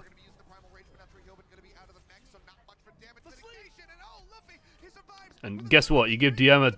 Like, you give this guy nano boost, he's gonna kill people with it. It's so cool. Doesn't quite get that final blow on the super, but the damage is done. Okay, Shanghai Dragons hold it strong. This is the fight that the Shock should be able to win, though. In theory, they have a rally for the staying power. They have EMP. So yeah, Caster's doing a great job setting this one up. Against this EMP that's upcoming right I do love this duo. Like, the infra site slows this down a little bit because it makes Sinatra's life a little bit harder. Sinatra can't kind of do whatever he wants, but this is kind of the angle I was talking about that's kind of problematic. They're going to have to sit through this. Great respect to the best Widowmaker player in the world here from the Shock, but now the EMP is ready. So they're going to go around this way. Violet almost dies. Bongo to kill them. Like, they still can't do anything. You're still kind of trapped. And like, it's slowing it down, slowing it down, slowing it down. Okay, rally to actually get through alive. The Ding is playing super safe, super high up in the air because he knows he can't really be contested super well. Choi Hyomin tries, but Mercy's just there. But they still get to the back line. Like, the rally gets it done. Rally, pretty good ult.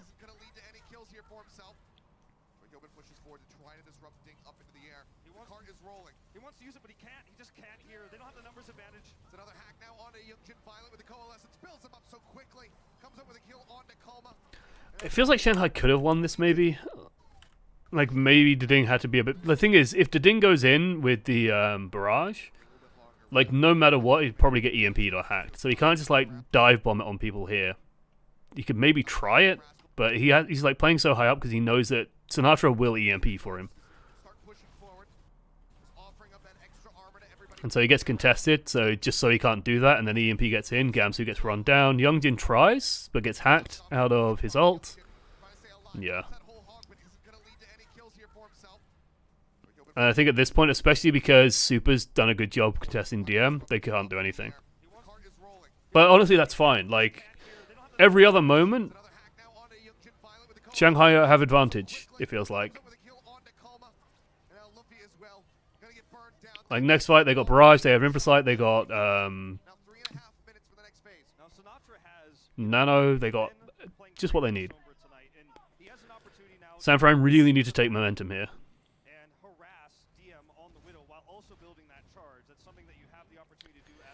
Feels like Ding had a really good match, but DM not so much. I think it was largely because they were playing more around. Like, the setup was more Ding. Like, DM is playing in these very conservative positions. Like, it's very easy to kind of go, oh, DM, like, Ding popped off more.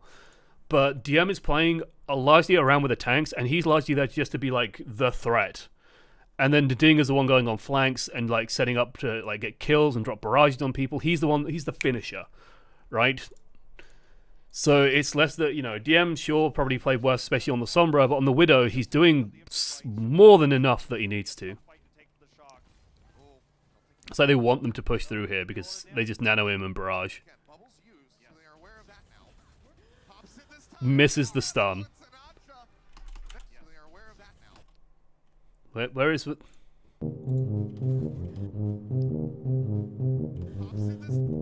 Did Rascal even try for the stun there? Yeah, he just whiffed it. That feels like the stun to me. Ah.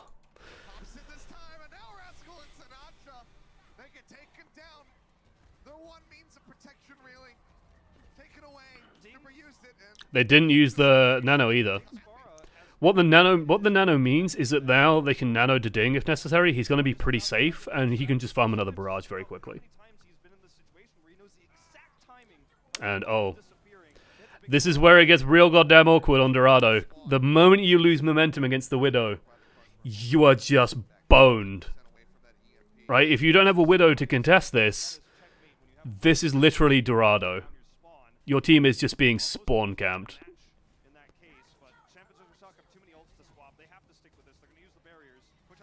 Where do you go? What do you do? Right? What do you do here? You just die repeatedly, wait for rally, and then you push with rally and try and do that.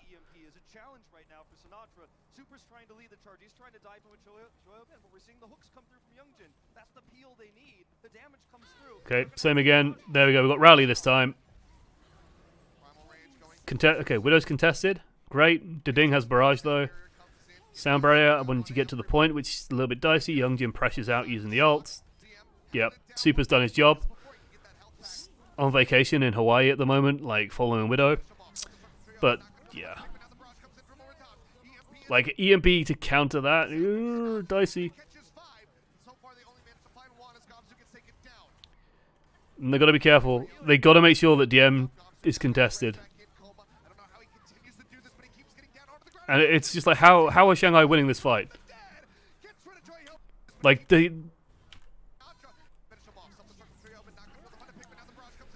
Ding is EMP'd and in the back line. Gamsu is dead. Coma activated Valkyrie, but it's run out now. Coma just lands in the middle of the team and reses Gamsu. What the Christ?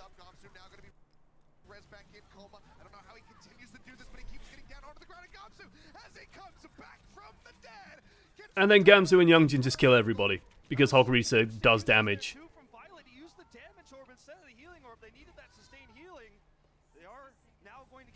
Oh look, DM's back. Hi DM. I guess he's seizing the day. Oh look, you're back to square one. Better build that rally, Rascal. You got 40 seconds.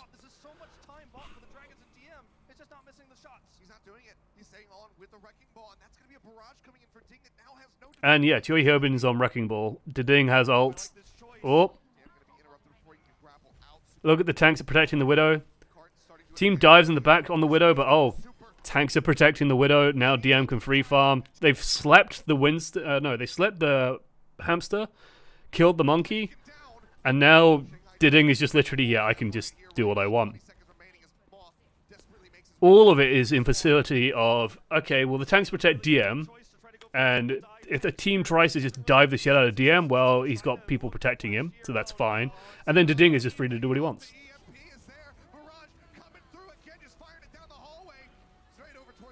Got the Winston, honestly, worth. Like, Super was on 90% charge.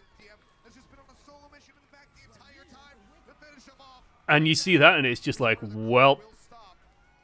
Well. Well. And when you see where it ended, like, you just said, oh, got that kill. I can't wait for that. This is a spicy moment. When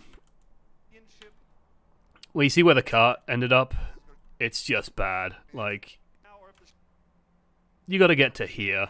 That's not hard. Dorado second is difficult to finish. You see a lot of teams stall out at the end of Dorado second. The spawn distance is long. There's huge sight lines. Widow can take over it very easily. But the first bit of Dorado second, that's not too bad. Dorado is first holdable, but when the team knows that they just have to get through first, pretty much, yeah, you're running into ult combos that are going to just destroy you. It's as simple as that. No mistakes really possible when you're looking at a short distance go through. You can't give a big time bank. And Shanghai Dragons do have a history of fucking up on Dorado. So, yeah. Yeah, DM just walks out and just blows Rascal's head off. I love it so much. Like, yeah, what...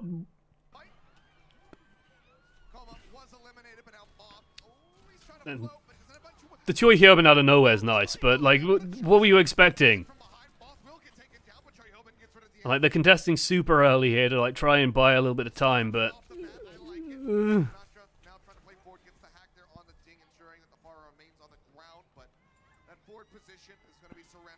Surprised to see DM stick with the Widow here. He really wants to control the Pharah battle. And that's what they're gonna I don't know why the cast said I'm surprised to see DM stick on the Widow here. I'm not. Like, they're running pharmacy. Having a Widow is grand. Like, yeah. Perfect. The Nano was a bit weird. Not gonna lie. I mean, it confirms the kill onto their Ana, and you've got it that quickly. Sure, I guess. Stops them pushing, maybe. Like, Roadhog struggles to one-shot Ana, so maybe from that point of view it makes sense. And it will just keep Shanghai pressured back, but... What a god. What a god. I love you, Choi Hyobin. You're good people. As we go into this next fight, DM's going to have insight, so they're going to have a little bit of extra vision as to where the supports are. I think Ding's going to go for one of his trademark support assassinations. Oh look, Sinatra has to get this shit out. And now they just have to concede space. Like, oh, DM, come on, lad. Oh, his hook even broke. That's rough.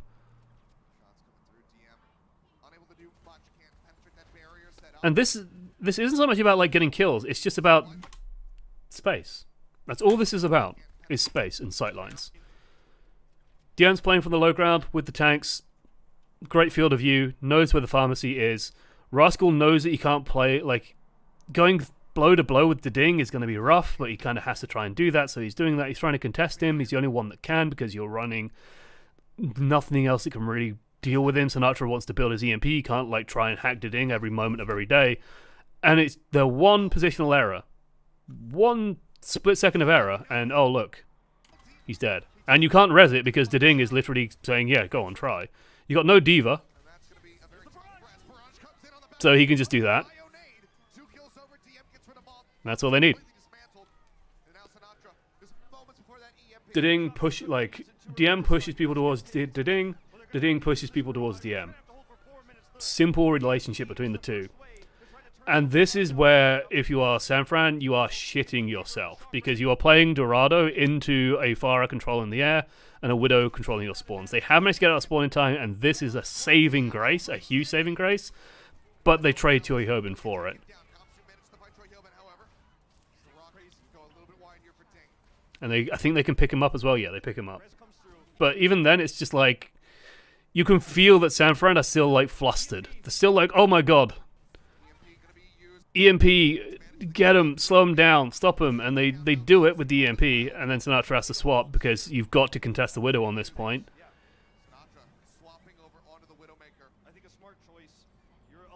If you don't contest DM here, he will just take over this map. It's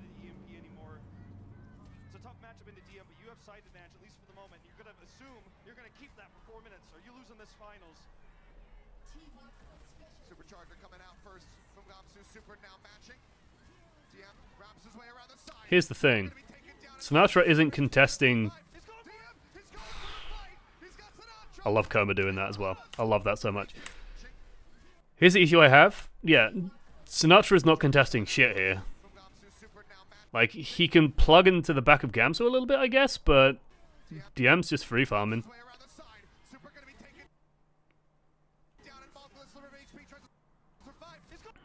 Like, the threats DM to Ding, they're still fine. Sinatra hasn't controlled any ground. So close. And then just the Moth to finish. It's so irritating to deal with that Mercy. Youngjin clears it out, and then this is just game. Like... And you're just like, wow, Shanghai have done it. Shanghai have done it.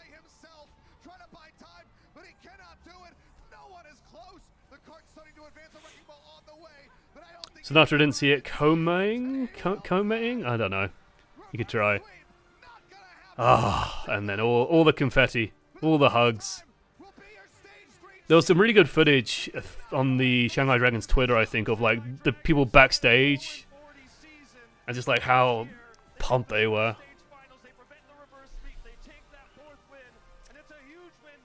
Can't see anything. Can't deploy chaff grenade. They've been so close so many times in their career, but finally they close it out. It's Gamsu, the leader, comes in as a late trade and helps build this roster up. It took a long time. And out of all of this, I am like so happy for Gamsu. All the bitrate, yeah. Oh, the bitrate's just dead. I am so happy for Gamsu because Gamsu went through so much shit, where he was just like traded away, basically onto a team that everyone thought was dead. So to come back into this situation and actually like get it, yeah. Was just a distant dream for the Shanghai Dragons.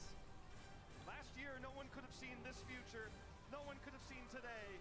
But here we are. This is reality. The fans in the studio overwhelmed with what is the truth here. The Shanghai Dragons are Stage 3 champions. They've done it. Backs against the wall, nearly reverse swept. And like they deserved it. Here's the big thing: they deserve it.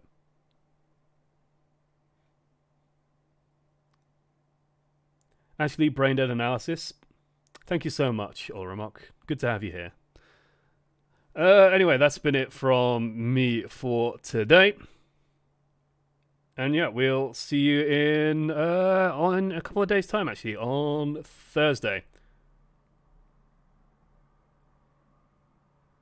This was his first champion. Yeah, that's what he mentions in his interview as well. Really cool. Anyway, guys, thank you so much for joining me, and I'll see you in a couple of days' time, 7 p.m. Be there or be square. Remember to send in your VODs as well for coaching the many. It'll be good. It'll be good to have you there. Otherwise, yeah, I'll see you soon. All right, guys, that's been it from me. Thank you, those of you who supported the stream as well. Massively appreciated, as always. And yeah, there we go.